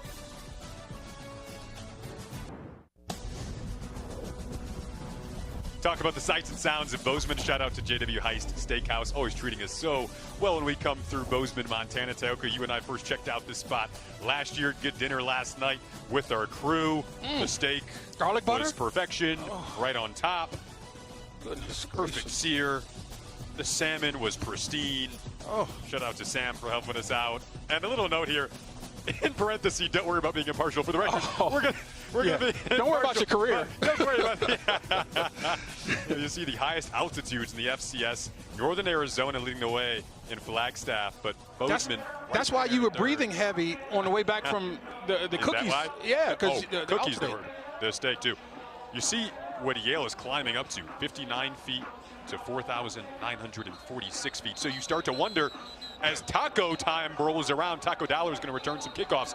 The taco kids are ready. He's eating a pizza. In his right hand. What is right that? Hand. Come on, kid. Controversial, exploding but my brain. Second half on the horizon, and we're pulling out all his food stops here. Now, clearly, Jason, the altitude is not affecting this kid. Absolutely not. He's used to it. When you're that young, come on. Yale got the ball to begin the first half, so they will kick off to start the second. Only difference right now, the interception and then the short field for Montana State. You really got to like that first half if you're a Yale fan. Down 7 points, but Yale feels like they won the first half. I guarantee you. Now you just got to inch even closer now. Noah Conforti, senior from Livingston, New Jersey, kicking it off.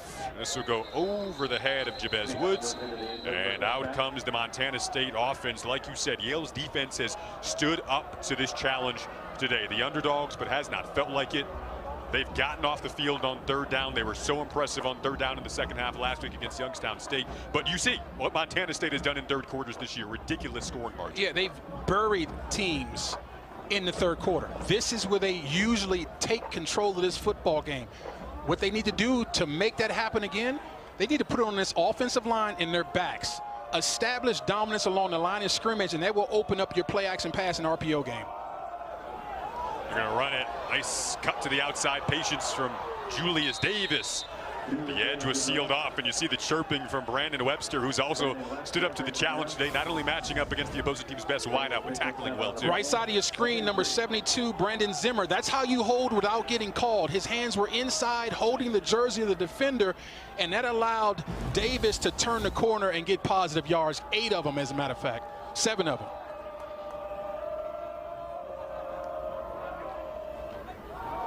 Lamson will hand it off again. It's Davis again. Moving forward, taking a look at the opening half stats. Lamson threw 6 of 11, 48 yards. Yeah, I like just first and second down doing exactly what I thought they may do, and that's try to establish the line of scrimmage.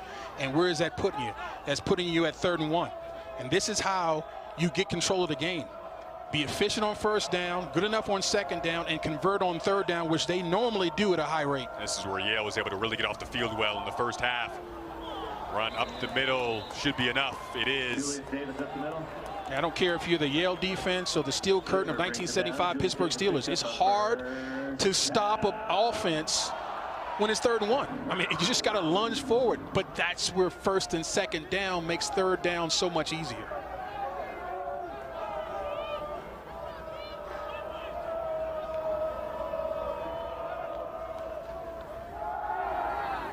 Oh, fake it, set up the pass. That is deflected dangerously.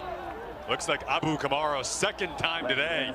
He's gotten his hands on a pass. And again, the same way, you're the free hitter in the corner. Do not jump. A lot of people want to jump and back the ball, but no, you keep running, put your hands up, and get all the way to the quarterback. Nice job right at the end to hit the throwing arm of Lamson and broke that thing all the way up. That's a really good job of being a free hit blitzer. Smart.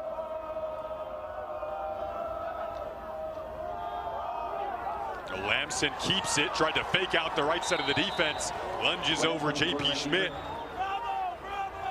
We're going to lunge forward, be about 3rd and short here coming up. Yeah, but Schmidt put a hit on him just before it. Nice job of following your blocker, Adam Jones, and getting what you can get off the cut inside, but not before he got smacked. Held on to the football, though.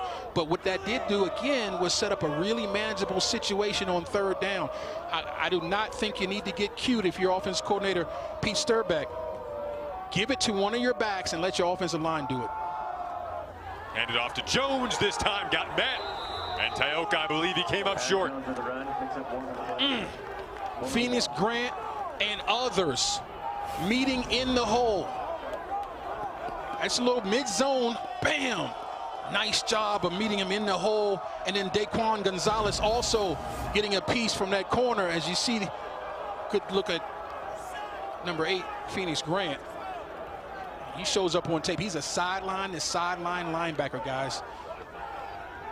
They are going to punt it on 4th and 1. Late decision. They were thinking about going for it, Jason. Yale's defense stands up tall again. Lucius Anderson back to return. And they will punt it. Froker gets it away, and it'll roll down to the 15. Opening drive of the second half for Yale coming up when we come back. I love how much I can bundle and save on insurance at Liberty Bibbity. And I love that you love how much you can bundle and save. I love it. You love it. I love that you love that I love that you love to bundle and save. Only pay for what you need. Liberty, liberty, liberty, liberty. Here's to the go-getters, whether they're in the gym or anywhere else. With 30 grams of protein and tons of delicious flavors, Premier Protein helps you go get life. Premier Protein. Go get them. You're not gonna survive this.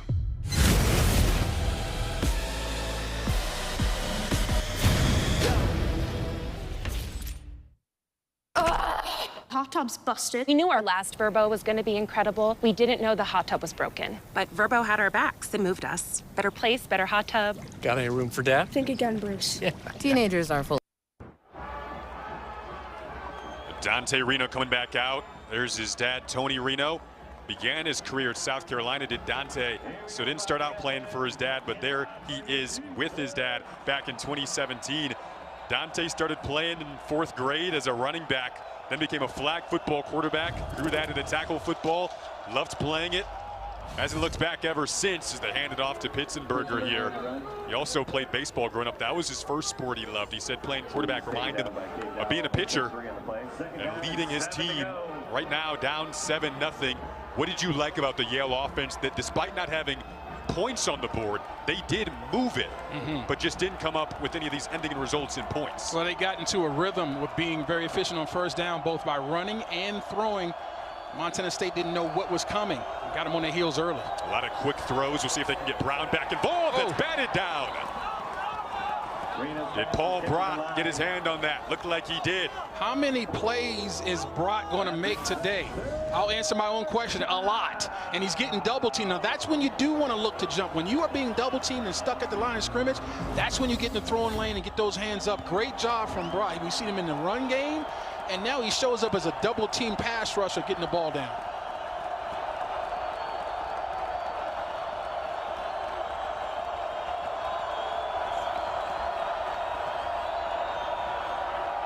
They blitz on 3rd down. Reno shovels it to Pitzenberger. Can he get it up for a 1st down? He does. Some late improv from Reno and Pitzenberger, their dynamic duo, and it's the captain moving the chains. Boy, how about the sophomore Reno with his wits about him? Here comes the rush. Head up, though. A lot of young players, young quarterbacks look at the rush, trying not to get hit. Reno feels the rush, steps up, and gets rid of it to his outlet, Pitzenberger, and he knows exactly what to do with it.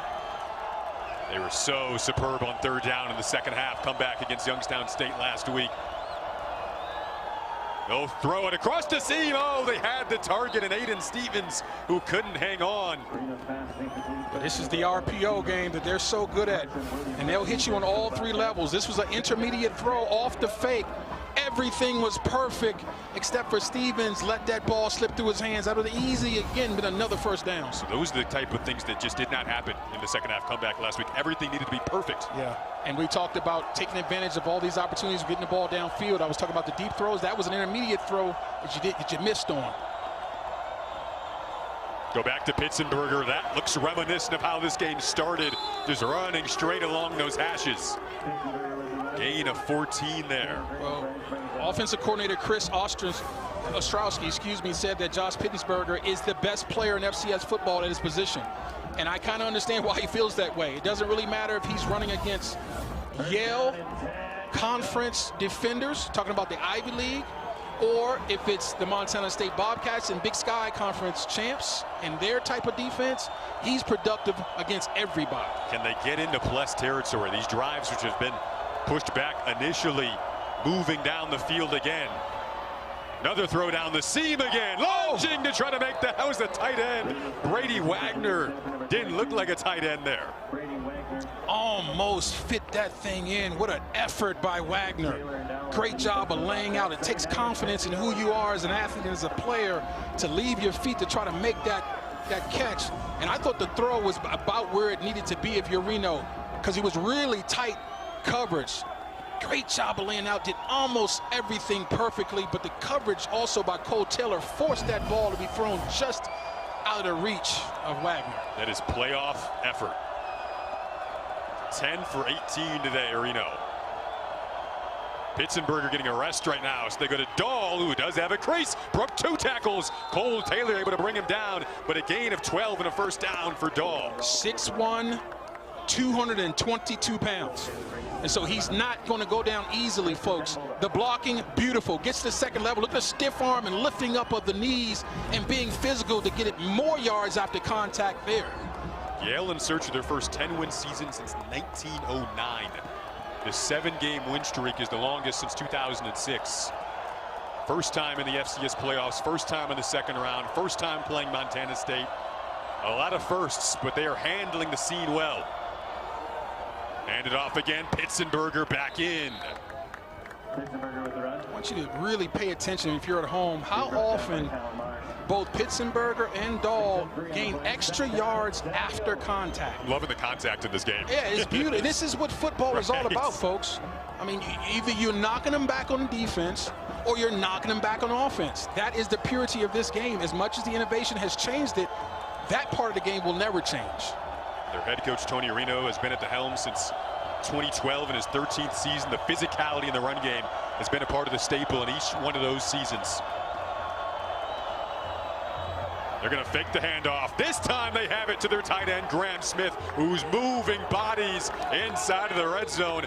We said it to begin this drive, Teoka. Can you get inside the plus side of the 50, and can you finish it? Right now, they're knocking on the door. Yeah, when you run the football well, the play action is going to be a weapon. Great job of catching the football. Nice job of Nico coming in and getting a little extra push. Reno to throw again, checks it down. Pitzenberger tried to slip out of the tackle of Cole Taylor. Taylor, an excellent tackler, though. 66 on the season, was able to keep him from getting even further. See, I like the idea of throwing it to Pitzenberger. He only had 12 catches coming in this game in 11. You said that earlier. Right, and so I think he is a check down weapon in this offense, because once he gets the ball in space, he's the demon of a running back that he is when you hand it to him.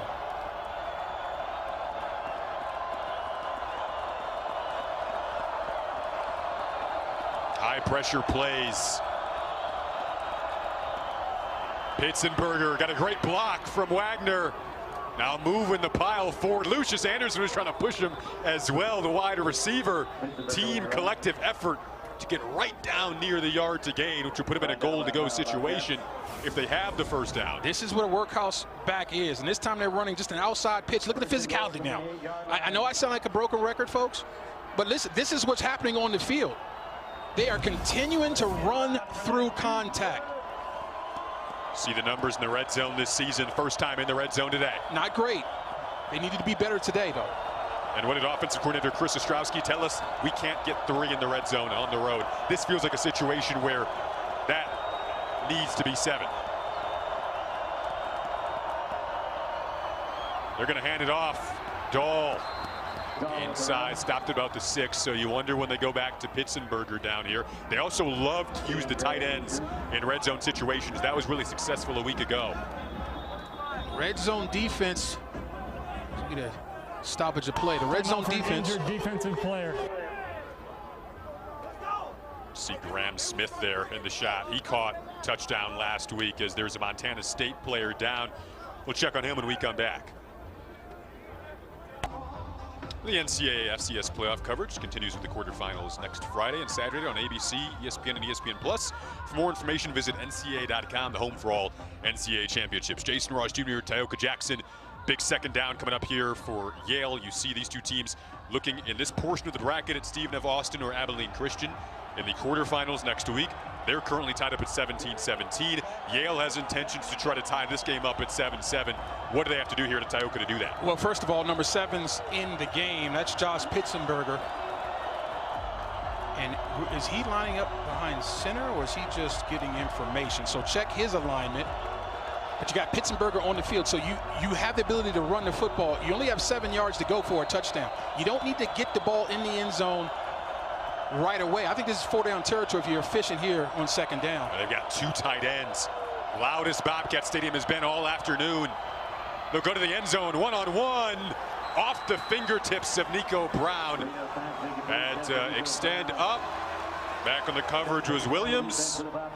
And so we talked about this when we had break. If you're going to throw the football, I like moving your receiver to get some pre-snap information. It told you they were zoned. They didn't have a guy trailing Nico. So I don't like the call because against zone, that corner end zone throw is very inefficient.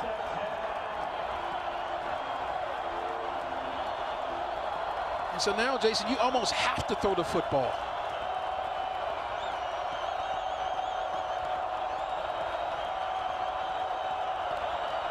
Third and goal, a lot of noise. Dumping on the crossing route, picked off. Second INT of the day. This time it's Cole Taylor out to the 30. And a red zone golden opportunity is wasted for Yale. Montana State's takeaways, the difference in the game to this point. It was the late pressure that affected Reno, and that made the ball inaccurate. Tips and overthrows are terrible over the middle. There it is, just a little inaccurate. And Cole Taylor does a great job of getting the football off the tip drill. He's known as a hitter in this defense, folks, but he showed us some ability to catch the football. As you see, the crossing route, errant throw because of the late pressure. Great job of picking that football up and getting positive yards for your offense by Taylor. That was the guy who's been hot in your receiving game, Nico Brown, who they were targeting. Meanwhile, Julius Davis with speed off the edge. Hurdles a man. And just ahead of the 30. Wow, Cole Taylor with the turnover, cowboy hat going. But, yeah, I mean, Yale said they needed 7 in the red zone. You get 0 there. That's huge. Nice job by Daquan Gonzalez to get the back down. But as you mentioned, man, I mean, that's just a terrible, terrible turnover in terms of where it took place and the timing of it. You did everything right to get the ball down there. Long drive, too. That's gut-wrenching, but still a lot of football to go. Still a one-possession game. Crossing route over the middle of the tight end. Lenchoni able to make the grab. That time, they brought Ayo Durajaye on a blitz off the edge. But this will be enough to move the chains. Yeah, Jay Anderson and Sean McGowan, the co-defensive coordinators for Yale, have been able to be effective with this blitz, but there's a downside, and it's called man coverage on your receivers. Jones, the ball carrier now. You like the tempo from Montana State, similar to what they did after the first interception. I do like the tempo, and I like the ability of establishing dominance along the line of scrimmage. Continue to do that if you're Montana State. Very interested. Taco leaning over, wondering when his guy, number 14, Taco Dowler, is going to make a big grab. These guys keep showing things afoot. Just showing food on the camera continues to make me hungry. I don't like that. Quick throw. It's out of the backfield. Jones. Forced out of bounds by Phoenix Grant. Well, momentum has definitely swayed to the Bobcats right now. Now, I will say that, Tauka, they've been plus side of the 50 multiple times. Didn't get anything out of it. Credit Yale's defense for that. So if you're the Bulldogs, can you come up big once again with this crowd feeling it? Ivy League champs versus Big Sky champs. First ever meeting. Bobcats are popping down there. Jersey kind of hanging off the shoulder pad of Adam Jones. How his jersey looks right now is kind of emblematic of how this game has been. And now Jones is showing the physicality that you love to see in the run game, running through contact. This is tender, juicy, slow-smoked barbecue from Arby's. It's incredible that someone so unforgettable thinks that I am unforgettable too.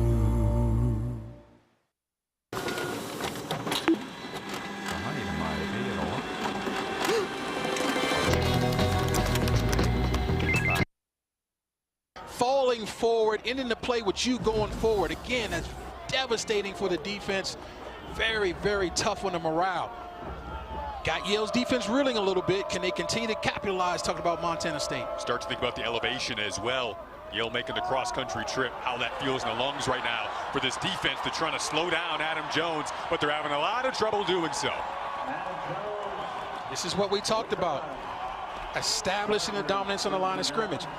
Running the football like this, like body blows to the defense. It kills the legs for the fourth quarter, and Yale does not quite have the depth of Montana State. So as you mentioned, you couple that with the altitude, and it becomes devastating.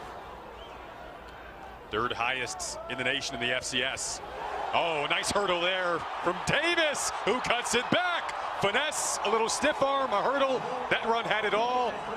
And they're inside of the red zone, knocking on the door. It doesn't have to be complicated. You got two fresh backs, two live legs, and look at the athleticism, the vision. Love the ability to run the football with guys, multiple guys, because everybody stays fresh, Jason. Lamson's first playoff start has been a really clean one. Transferred from Stanford, was recruited by his head coach Brent Vigen out of high school. Watch the play action here. That's your guy, Taco Dowler, on the move. It looks like he wanted to throw it initially. Now he'll keep it. He's going to keep it. Taco Dowler, is it taco time? Inside of the 5. Love the decision making. Had to make a quick decision, understanding I can't get this ball off. Looking for the deception. Yale doesn't go for it. Multiple guys beating down on you. Nails the athleticism and ability to react to color and space. There's his guy. Yeah, smile, Taco. Everything's going well here.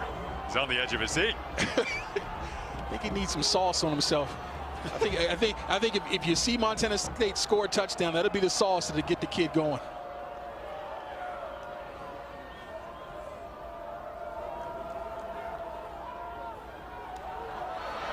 They'll give it to Davis, who just waltzes in.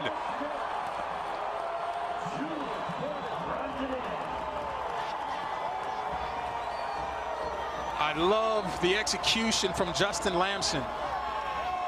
When we get that chance to see this replay, you're going to see him hold that ball into the midsection of Davis as long as possible. And what that does is slow the defense down. Watch how he runs with him. Keeps the ball, not sure who's going to keep it, and that slows the defense down. They don't know how to react, and Kamara was caught in no man's land. They brought a tight end into the opposite side, and faked everything there. And Davis had as easy of a touchdown run as he's had all season, his 8th of the season, Tioka. Listen, they haven't been great today. Haven't done everything perfectly, but at the end of the day, you're up 14 points at home, and this is the recipe for getting a big win in the playoffs.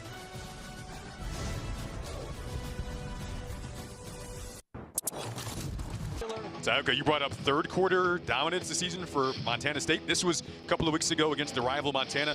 Caden Dowler, who had the first pick today, first of 2 now, with the INT return for the touchdown. That was about a minute to go in the third. And this is where they bury teams. I mean, they are in total control of third quarters. Should take a look at that graphic that's telling the story, but you got to survive the third quarter if you got any chance of beating the Bobcats, and that's where Yale is right now. And they were in control of that last drive, had an opportunity to score minimum 3 points, didn't get anything and turned it over. Now trying to bring this one back with some space is Joshua Tarver, still moving that pile out to the 40. If we know anything about Yale, we know they're not done yet by any means, despite that last, what had to be a bit of an emotional blow. You get that far down. It was the best drive of the day. Momentum was moving.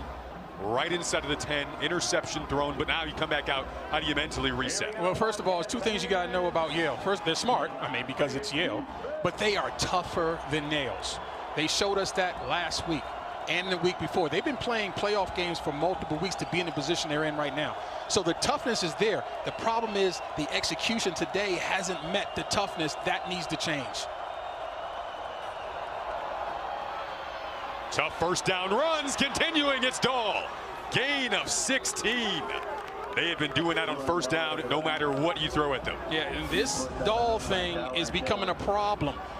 We're not used to seeing Pittsburgh go to the sidelines and get a rest as much as we're seeing today. And Dahl is showing he's up to coming in and making plays just like the starter. Coaching staff told us it's never been about the score for us. Whether we're up or we're down, it doesn't make a difference. The toughness, Tayoka, you pointed out that they're going to play with. Like you said, it's been the execution in the big spots. Plus side of the 50, second straight drive. Could they execute here? 1:05 to go in the third quarter. Dahl again broke through 3 tackles, then got hit. It was a circuitous route to ultimately get brought down after a gain of about 3, but Bryant Meredith makes the tackle. Hard hitting. And look, watch this screen open up with nothing but green grass. Well, guess what? Here come the blue jerseys.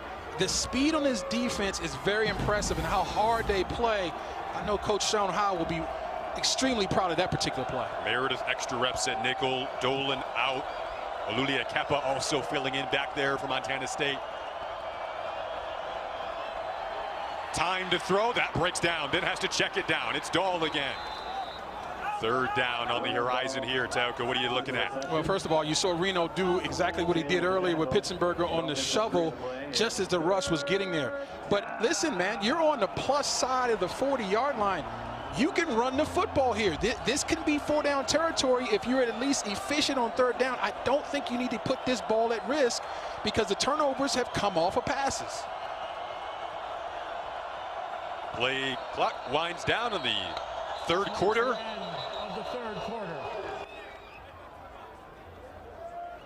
To the fourth we go. A crucial Yale drive. Going to see third down on the first play of the fourth quarter.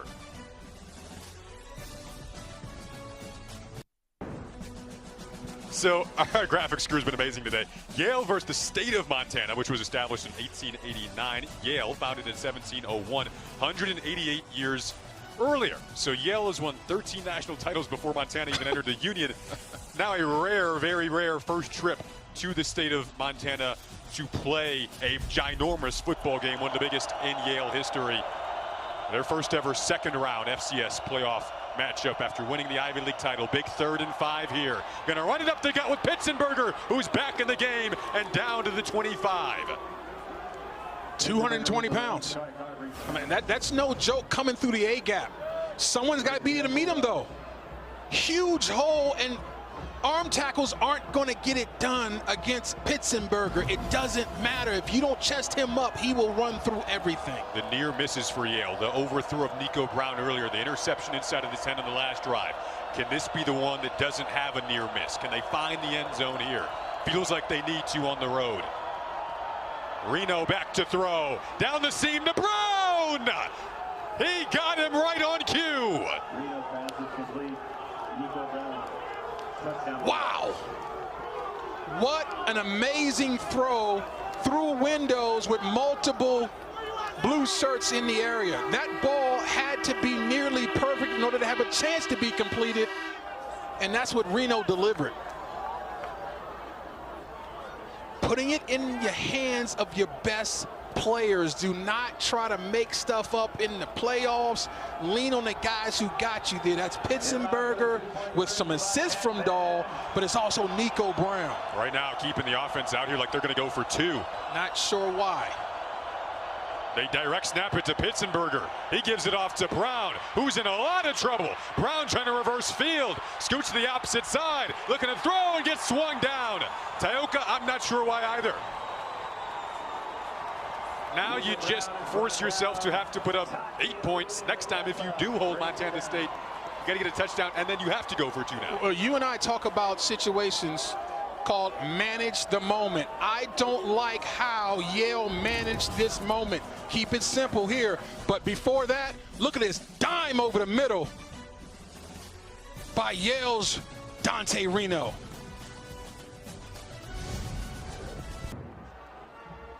I don't think Sean Howe, defensive coordinator for Montana State, even thought he'd be facing a potential two-point conversion try there. Yeah, well, it turned into a gift for this defense and the entire team. And you got to give Sean Howe and his staff credit for having his defense ready to roll. But the only reason you run this, if you're Tony Reno, is that you saw something on film that said MSU is completely vulnerable for an easy two-point conversion. Because otherwise, why are you doing that? Keep doing what you're doing. It's been successful. Now they're kind of behind the 8 ball, and if they get in the end zone again, we'll have to go for 2. This kick returnable here. Taken out to the 26-yard line. Jabez Woods on the return, and now the offense for Montana State will try to answer here in the fourth quarter. And sometimes we talk about managing the moment. Sometimes managing the moment is just to do the normal thing. What was doing the normal was working all game long. That drive, last 2 drives. And why are you desperate? The defense is playing well. They've given up 14 points to one of the best. And only off interceptions and short fields have they given off points. And here's another thing. When you sit and watch that defensively, it's demoralizing a little bit. Because now you understand that you put yourself behind the 8 ball needlessly. So it's like another must stop. Yeah, a lot to overcome here by Yale, but guess what? They've overcome a lot to be here. Overcame being down 35-7 at the half last week, 42-14 at one point in the second half. They're only down 8 still right now, a 1-possession game with 14 minutes to go. Montana State 37-2 on this field over the last 5 years. They rarely lose here under Coach Vigen. 7-1 in home playoff games under Coach Vigen. The wackiness of the FCS playoffs, though. Illinois State currently up 1, a #1 seed, North Dakota State, with 20 seconds left. On the road, think of that. On the road. Again, a place where they never lose. Almost.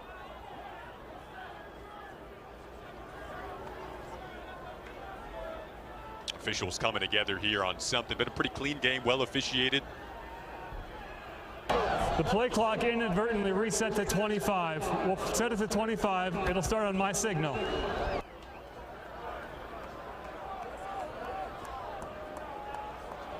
Got to be wondering right now if Brett Vigen is rethinking that decision. Or excuse me, no, on the other side is Tony Reno rethinking that decision to be down by 8 now. Oh, down the sideline, this has a chance. Able to link up with his running back, Adam Jones. Let's see the release. Just a rail route up the line of scrimmage, or excuse me, up the sidelines, and just outruns the defense. When you got an outstanding athlete right now, you're finding ways to get him the football, and J.B. Smith just couldn't stay with him. So now those set up on the Yale 44.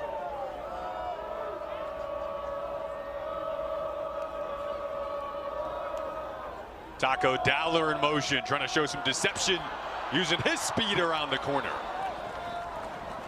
Elusiveness of a guy having a career year, the Billings, Montana native, their leading receiver. Well, a great job of getting upfield by number 96, Jalen Tate. He gets up the field, but it's just, that's tough. I mean, you're asking him to run down Dowler, you can forget about it. He did all he could do to make the ball bubble backwards, but it just couldn't get somebody else on the edge to run him down until positive yards to the tune of 6 of them were gained. Gain of 6 after the 27-yard gain on the prior play. Now they'll go back to the ground. Davis spun down quickly.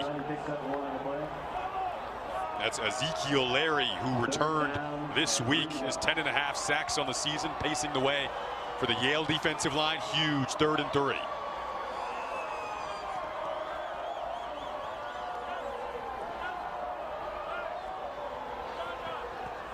I think this is an opportunity right here, if you're Montana State, to keep it very simple.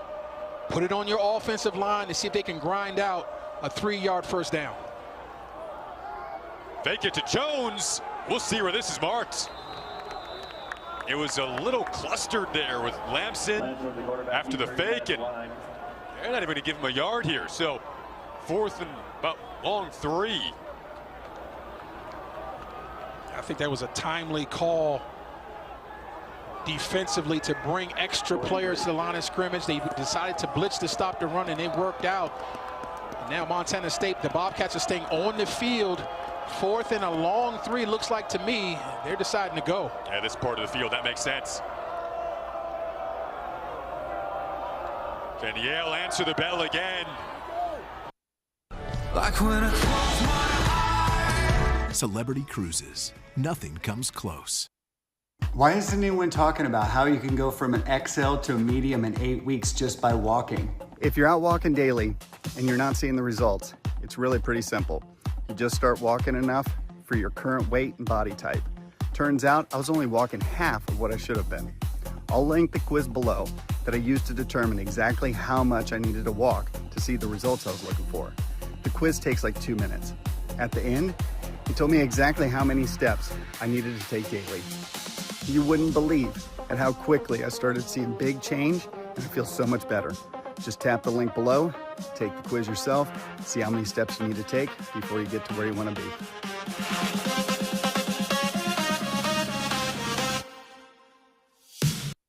My dad never looked back at his old jeans after I gifted him these. Trust me, these will become your new favorite pants. Designed by a 63-year-old apparel expert who understands exactly where men's pants pain point lie. Whether you're 50, 60, 70, or even 100, you always deserve the comfiest and most practical pants. Multi-Pants, best-selling comfort cargo pants for seniors in 2025. Non-stop stretch supports endless freedom to move. Lightweight woven fabric. Releases heat from aging skin. 6 pockets that are practical, sleek, and versatile. 10-inch elastic waistband. Indulge your adventure with this effortless, flexible cargo pants. 65% off. Get yours now.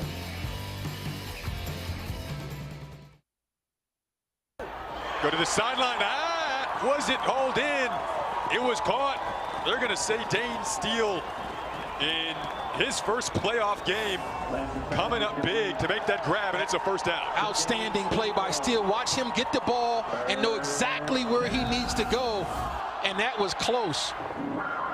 I'm not 100% sure he got the line to gain, and what you do know is the replay officials are looking at it, and if they don't stop play, then you know he got there. But I think that's just an outstanding job by Steele, getting the ball and getting it upfield immediately to get the first down. On the line to gain, and plays that have to do with the goal line as well. A coach could initiate that challenge if they wanted to for those 2 scenarios when it comes to ball placement. Lamson was trying to get it off quickly, but expiration of the play clock was winding down. Vegan came running down the sideline to call it. And Lamson's upset because he was being held by the official.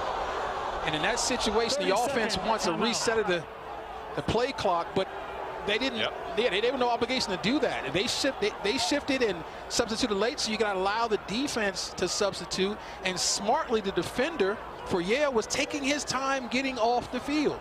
That's smart because the official was holding it. And that's why he had to burn that timeout. But how about Lamson on 4th down in the playoffs, coming up big with an accurate throw outside? And like I said, I love the job of getting upfield, and that was really close. The one downside of calling that timeout there, if you're Brett Vegan, it does give the officials in the replay booth another opportunity to look at it again.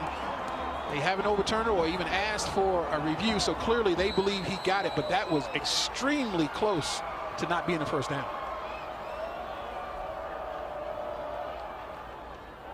Brought Dowler in motion again, trying to run right up the middle. Jones broke a tackle. Jones inside the 20 to the 10. Is he going to go? He is!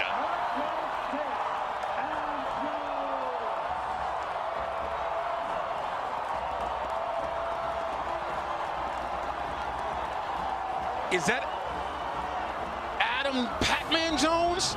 Or is that Adam Jones, the outstanding tailback? Watch him gobble up yards after contact. And folks, that is a He-Man run. That's the physicality that you're looking for that Montana State put on tape all season long. It took them a while to get there and establish that, but they finally did. And that's why they're in total control of this football game.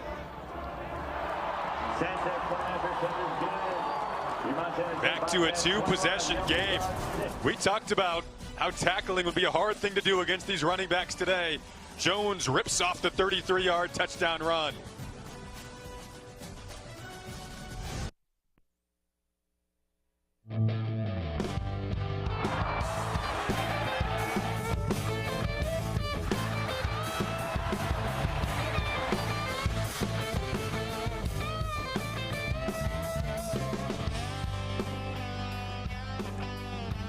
That is the goal to get there. One of the teams that was favored to get there, North Dakota State, the #1 seed. This is historic, Tioka. They've made it to the quarterfinals every year they participated in the playoffs in the FCS era. Go down in a shocker at home by 1 to Illinois State. Upset for the ages. And Illinois State deserves to celebrate that tonight before looking ahead to that late game. UC Davis and Rhode Island. Wow. If you don't love FCS playoff football, you're hustling backwards. And if you're Yale, this is nothing new to you right now in your first ever FCS playoffs, being down multiple scores in the fourth quarter. The Montana State fans, though, this is an atmosphere that's different down the stretch. They are fired up, and they're going to be making noise and being very loud in this sold-out crowd the rest of this fourth quarter. And they're built to be in this position right now. They have outstanding rushers. They are extremely opportunistic in the back half. They don't need to blitz. This is extreme danger time if you're the Yale Bulldogs. The good thing is you can still run the ball because it's not that late. Pitzenberger running here. And Tioka, if you haven't done a football game in Bozeman, I have to recommend it. You mentioned if you don't love FCS football, you're hustling backwards. They don't sit down here. Where you look up, second quarter, you think they're going to sit down. Third quarter, you think they're going to sit down. Fourth quarter, they really don't sit down. They just keep standing up the entire game. And that's a phenomenal atmosphere. Yeah, this is what Bobcats quarterback Justin Lamson talked about. That's why he's here. Quick throw, tight end Brady Wagner adjusting. Really nice catch from him to move the chains and keep this thing going. They've still got all three timeout, 2-minute timeout. Plenty of time to go. 6'3", 235-pound sophomore. Not very big, but as you saw, an outstanding receiver.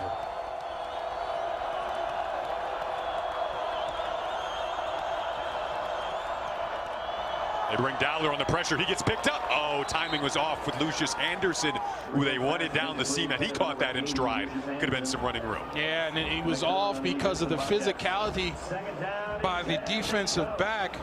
Didn't get a great look of who that was. I'm not sure if that was Taden Gray or whoever that corner was. But, man, he got really physical there with number 80, Lucius Anderson. And that disrupted the timing of that throw because Anderson did have a step.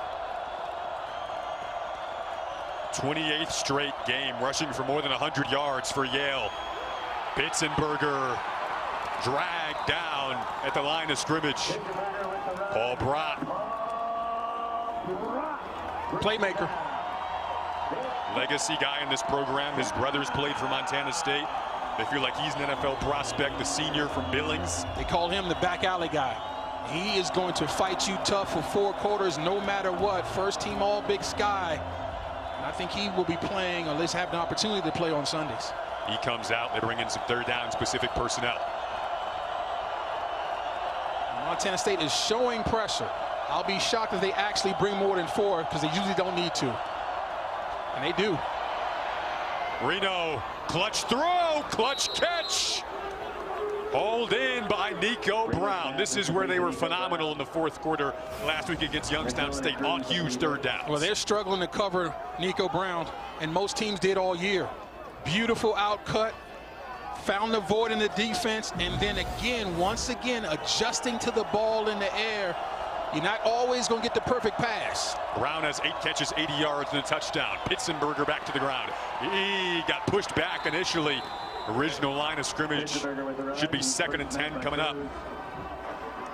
This is the run defense that I thought I would see a little bit earlier. It took them a while, and I think momentum has been helpful for this defense. They're playing with just a little bit more vigor and a sense of urgency. And usually when you don't come out of the locker room with it, you're the team that's down. But they've been able to survive that. They got the momentum now. Talking about Bobcats defense, this is going to be really tough now going forward if you're the Yale offense.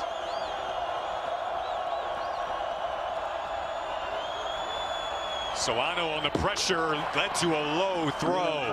Had intentions for Dahl. Reno went down. They brought the blitz, and 3rd and long on the horizon. And again, this is what rushman can do for your defense. You don't always get the sack, but you can affect the quarterback more often than not. And again, that's Paul Brott again with another hit on the quarterback.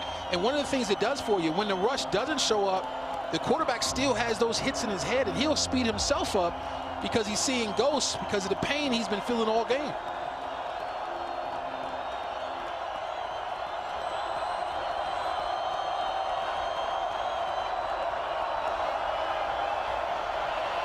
Reno, good coverage downfield. Pocket collapses on him. It's Eckert to bring him down way back at the 40 with 7:20 to go and ticking. Oh, this is great team defense. The initial coverage was excellent, but initial coverage is not going to be good enough if you can't get there. So now you got the quarterback looking for open people, and here comes the rush. Initially, great move on the outside, on the corner, affecting the quarterback by Iden, and then his teammate Eckert cleans it up.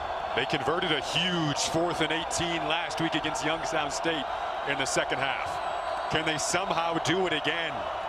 Game on the line. Reno steps up. Reno throws downfield. That is intercepted. Almost more like a punt here, but it is being taken back by Taden Gray. There are flags down, and he goes down just inside of his own 40. Well, he had multiple receivers open, Jason. I'm not sure where he was throwing that football. He had an opportunity. There were some opportunities available. But when you're being chased for your life, you know, weird things happen. Especially when being hit as much as he's been hit. The way the play extended, some guys did open up. Yeah, and he did everything right to extend the play because it's almost like a Hail Mary situation. He threw that like a Hail Mary, even though he had underneath defenders in first down territory wide open.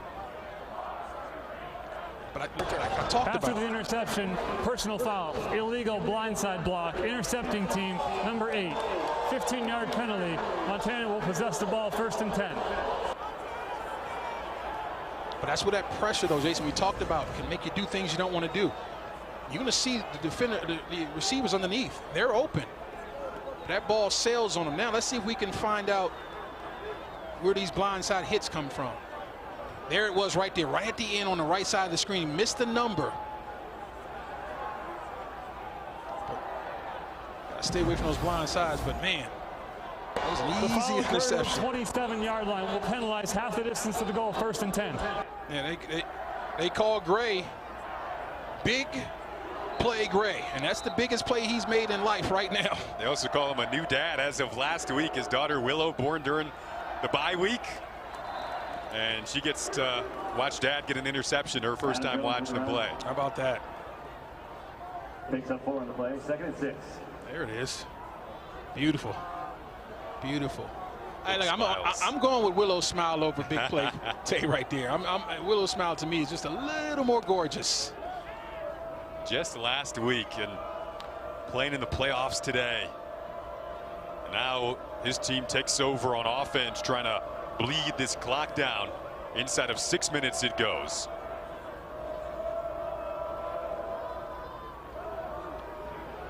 Hand it off, keep it here along the hash. Lamson, the dual threat quarterback, making his first playoff start for the Bobcats. You mentioned dual threat. We talked to him about, you know, do you feel any pressure having to replace a legend and one of the greatest players not only in Montana State history, but FCS history, and Tommy Mellott. And he said, listen, it comes with the territory. When you take on a challenge like that, and all I do is just focus on how I play. I'm not trying to be Tommy Mellott. I'm just trying to be myself. And his self did something that Tommy never did again, beating Montana on the road. Big Sky newcomer of the year, Justin Lamson. These are the moments that matter most. Jones had the 33-yard touchdown carry on the last drive. He has an important 3rd down carry there to move the chains. This time in the game, Montana State is really hard to deal with now because they're imposing their will on the defense. And the play count is starting to rise on the guys in the white jerseys. Those legs are starting to fill up with lactic acid.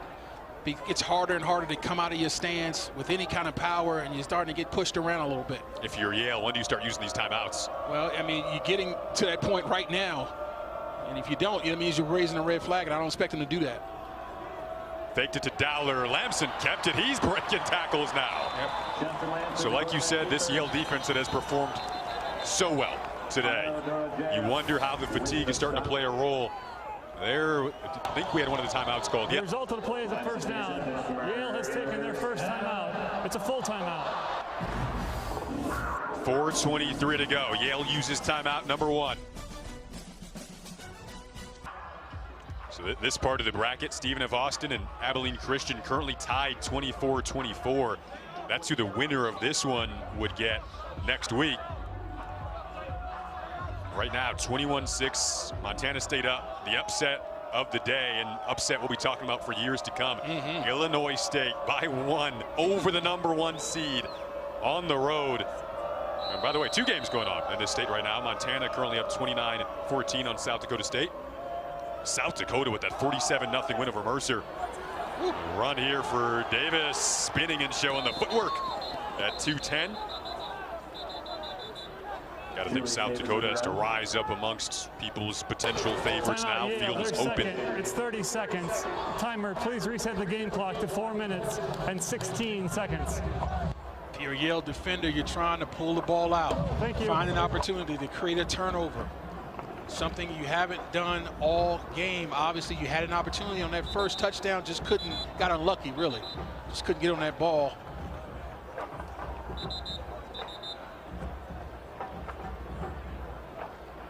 Speaking of turnovers.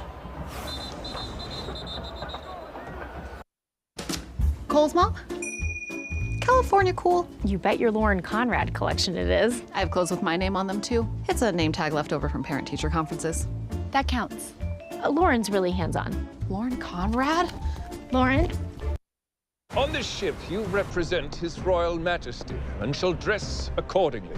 So Sorry, is there any leeway on the uniform? Flippy. So you look here, Caden Dowler had the first one, Big Sky Defensive Player of the Year. And then this, just how this game was separated by inches, deflections. Montana State happened to pounce on their own fumble in the end zone. Yale marches down the field, gets inside of the 10. Opportunity to put points on the board, and Cole Taylor with the INT.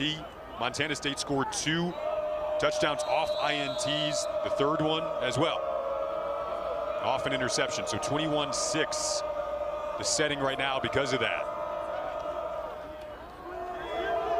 Same thing, fake it to Dowler, go to Lamson on the ground. Ball did come out, and Yale says, hey, we're not done just yet. Right as we talk about turnovers, first time that Yale forces one, nearly did earlier. Pouncing on it there is Ezekiel Larry. Now listen, Abu Kamara caused the first fumble on the exact same player in Lamson. Watch him reach out and pull it out. There's a reason why he was a unanimous Ivy League Defensive Player of the Year, folks. Number 4, Abu Kamara, is a playmaker. And that's exactly what this program needed. An opportunity to get a turnover, and you need to score quickly if you're Yale, something they haven't been able to do all game. He recovered a fumble last week, forces one this week. 4:10 to go. To the air goes Reno. Down the seam for Brown. Caught in stride by Brown. Inside of the red zone right away. Another dime by Reno. You talking about stepping up when your program needs you. Watch this throw. Beautiful, great catch as well. Ball security, tucking it high and tight. Beautiful football. Great start to the whole scoring quickly thing, if he can get it. They'll stick with the ground game here. Running to that left side of Pitzenberger. They still got the 2-minute timeout along with the 1 timeout, but got to hurry up to the line here. Yeah, I got to speed this up a little bit. I understand that you want to make sure you get the right call, but this, for me, is taking a little bit too much time. And they're looking to the sideline for the call. You need 2 touchdowns, one of which you'd have to go for 2 after.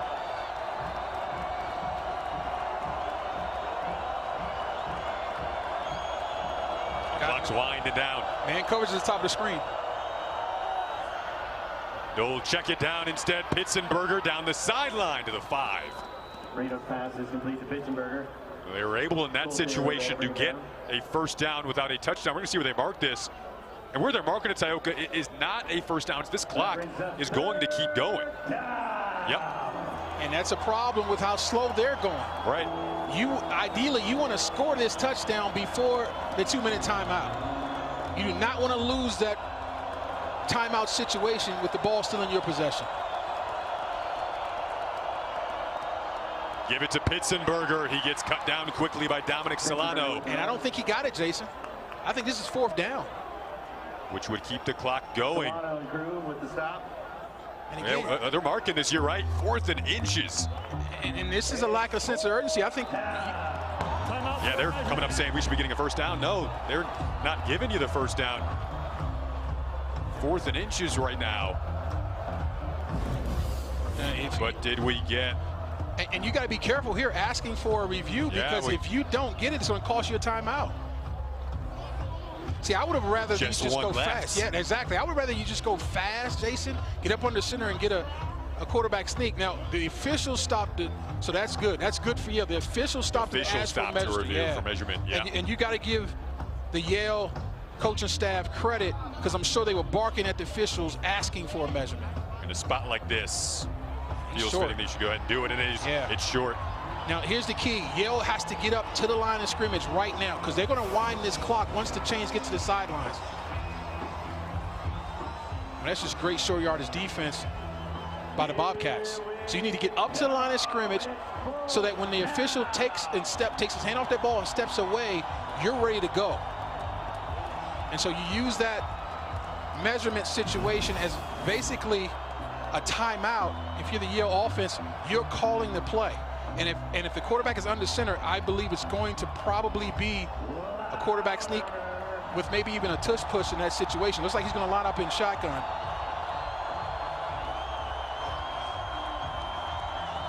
Is this going to be a direct snap? Yeah, that's Nico Brown behind the line, or even. And Pitsenberger takes the direct snap. Lunges ahead, touchdown. 4th down, touchdown. That's the first one you need. Now the question is here, I gotta go for 2, right? Because where the score is right now, but we'll see. I like the extra point. Score again and then go for the you're gonna have to go for 2, one of them. Exactly. Why not go for 2 here? Because if you don't get it, it kind of deflates you and really costs you the ball game. Go ahead and kick the extra point. Now the entire program feels like, okay, we still have a chance. Set yourself up now for trying to go down the field, and with 2:09 left, 21-13. See, there's a lot of energy and activity on the sidelines of Yale now. I mean, see, now kicking that extra point is the right thing to do. Now everybody feels good about what we're doing. We're coming back. This is what we do. We're tougher than nails. We never give up. All of that feeling is still within the entire team right now. And so now it's about execution. What do you do decision-making now if you're the head coach? Do you kick the onside kick, or do you kick this thing deep, understanding what you got timeout-wise? You got one traditional timeout, and you got the 2-minute timeout. The question is, will this kickoff take all 9 seconds? Because you'd like to get this ball into the end zone with a kick, possibly, without any time coming off, so you can preserve the timeout. The way he's setting up, it looks like they might go for the onside, Jason. The way Montana State's preparing, looks like they're ready to receive an onside. And look how the coverage team is lined up. They're all bunched out to one side. So this looks like onside kick. Let's see if they do something different and try to trick the return team. The senior Nick Conforti lining up for the onside. Takes a hop. There's a bounce underneath the pile, but looked like Montana State got it. They do.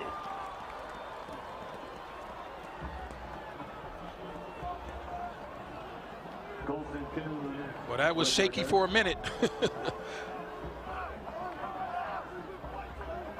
Nice job, but that ball went through the hands, and then, whoa, was that a headbutt onto a helmet? Now, wait. Whoa. Helmetless headbutt. Ooh, careful now. Nice job by Kuhn, but getting on that ball. He kind of double caught that, right? And that's exactly what you don't want to do, but takes a sigh of relief right there. If you're Yale, you mentioned there's still that 2-minute timeout and the 1 timeout that you have. Of course, need to stop them right now to have a chance at getting this ball back to your offense. Jones hit hard.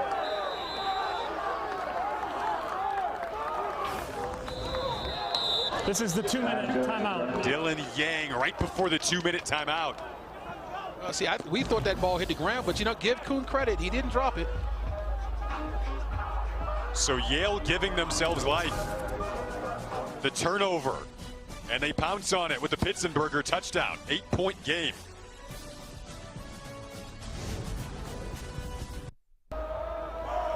Second and 13.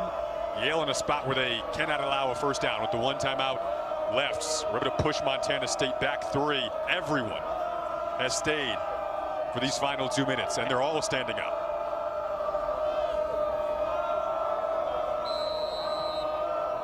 Justin Lamson trying to close out his first playoff start for the Bobcats, but Yale's defense has been really good today. Do they have one more stop in them? Jones spinning off of traffic. Quick timeout. Adam Jones with the run.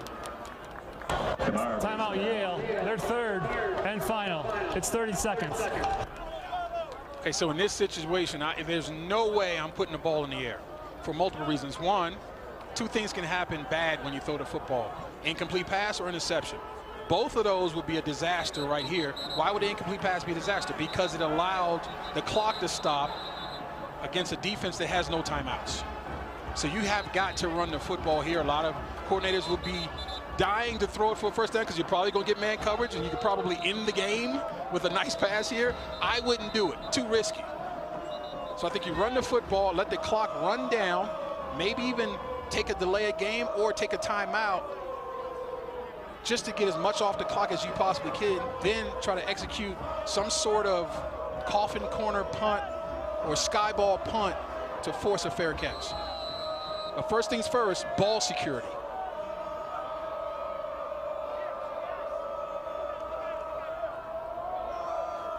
The ball security is what got him on the last series. Jones goes down. So with the ball right at the 50-yard line, the question is, do you let the clock completely run out and take a delay of game, or do you call timeout? Would get down to about 105 here. Yeah. This is where you got to know your punter. Does he like a little extra room to execute this punt? Play clock down to 15, inside 15 seconds now. Yale coming after this punt. Sure, I think you do that, but you got to be smart though, because right. Nobody's back now. Lucius Anderson does trot back. To delay a game, but they call a timeout first. Delay of game, offense, 5-yard penalty, 4th down. Reset the game clock to 1 minute and 6 seconds. I think that's smart though, Jason. Get as much time off the clock, because right now, Yale is playing against the clock as much as they're playing against Montana State. And so you're making it as tough as possible.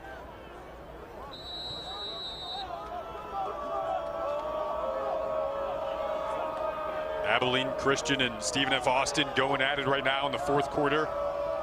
The winner of this one will play the winner of that one in the bracket. Lucius Anderson is now back to return this. Like you said, you have to be really careful if you're going to try to come after this. And to be honest, I wouldn't come after it. Right. But if you do, you got to be smart. Play clock was down to 1. No, I think this is a false start, I think.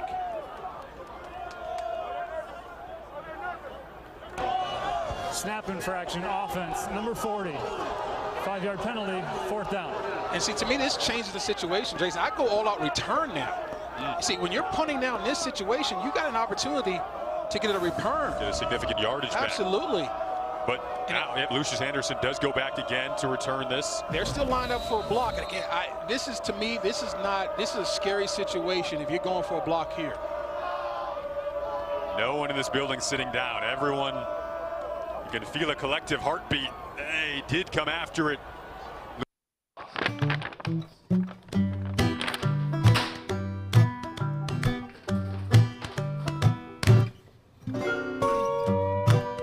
When your gains are on the line, There's Shields.com. The price dropped again, so I didn't overthink it. I grabbed 3 more pairs for all of my family members. Lucius Anderson underneath it. He gets popped. Lucky to hang on to that. Ooh, Lucius Anderson. Living on the edge. True freshman back there, fielding a punt. And again, you talk about an ill-advised decision. He should have threw his hand up for the fair catch, because you're catching it under duress and you're taking a hit. That ball could easily come out. But this is why I thought they should have set up for the return. If they were blocking those players, Anderson would have had an opportunity to get positive yardage. But nonetheless, here we go. 60 seconds, no timeouts. Dante Reno. And Yale is playing against this crowd too. Listen to it.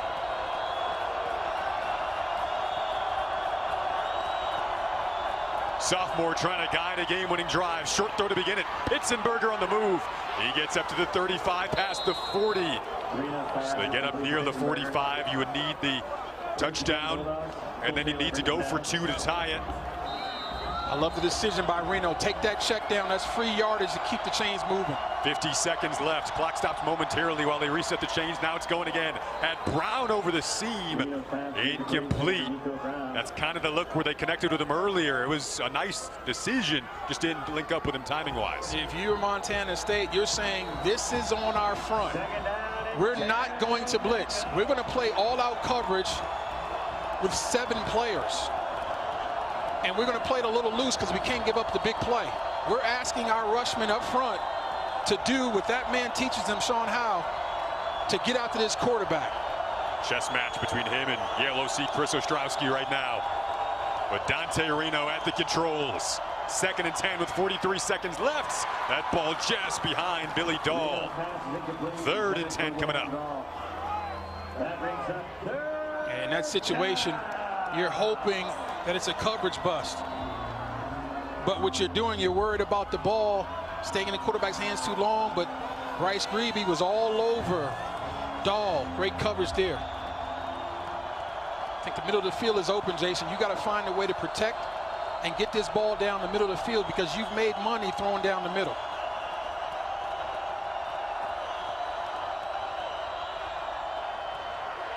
They were looking that way. Reno had to escape. Ball's out. Deflected into the hands of the lineman, Michael Bennett. Then he gets dragged down inside of the 30 to set up 4th and a mile. And you got to run up here because the clock is ticking. This is why a 4-man rush is absolutely invaluable. If you're Sean Howe, you don't have to dial up anything exotic. You just play coverage and allow your rushmen to take over the game. Zach Cruz, great job of coming around the corner and making a big play. Clock down to 3 seconds. Just one potential lateral situation. They'll flip it back across the field here to Aiden Stevens. It's out. And Montana State looks like they're going to do it. It drifts back into the 5, and that will do it. 21-13. Bobcats advance to the quarterfinals.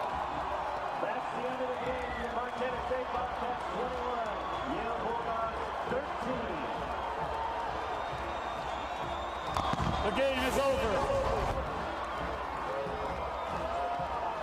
And again, they run a stunt up inside, and this is as tough as it gets. This is something that you practice on Fridays, but I mean, you're asking a lot in this situation. That's what was left because of the pass rush, the four-man pass rush of this Montana State defense. And if you're defensive coordinator Sean Howe, you are completely proud of the effort in the second half of this defense. We talked about what it was going to take for them to take control of the game. Run the football, check. They did that offensively. The defensive line began to control the line of scrimmage and shut the run game down, check. And then the pass rush late gets unleashed. They're the ultimate closers for your defense. And this is Montana State football at its finest. Fitting that this one came right down to the final whistle. 21-13. Thank you for attending and for your support of NCAA championships. Please travel home. A little heated emotions going on right now between Davis and the other side. Yale, Brent Vegan trying to chat with him, but Montana State 3 points away last year from a national championship. They come up short And now trying to get back there. The journey begins with a second-round win. For some reason, Davis is really hot. Yeah, he needs to get control right now. Remember, you're playing next week, Davis. And if you keep this up, you won't be playing next week. And I'm sure something happened. But you're playing next week, and you're not playing for yourself. You're playing for the team that's on the front of that jersey. And I guarantee you, he's got good reason to be hot. But you got to make up your mind what this is all about. Is this all about you being selfish, or is it about something else?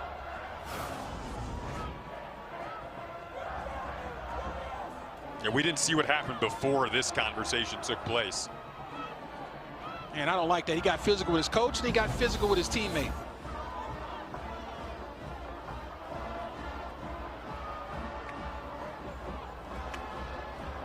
Things are going to happen in life. Things are going to happen.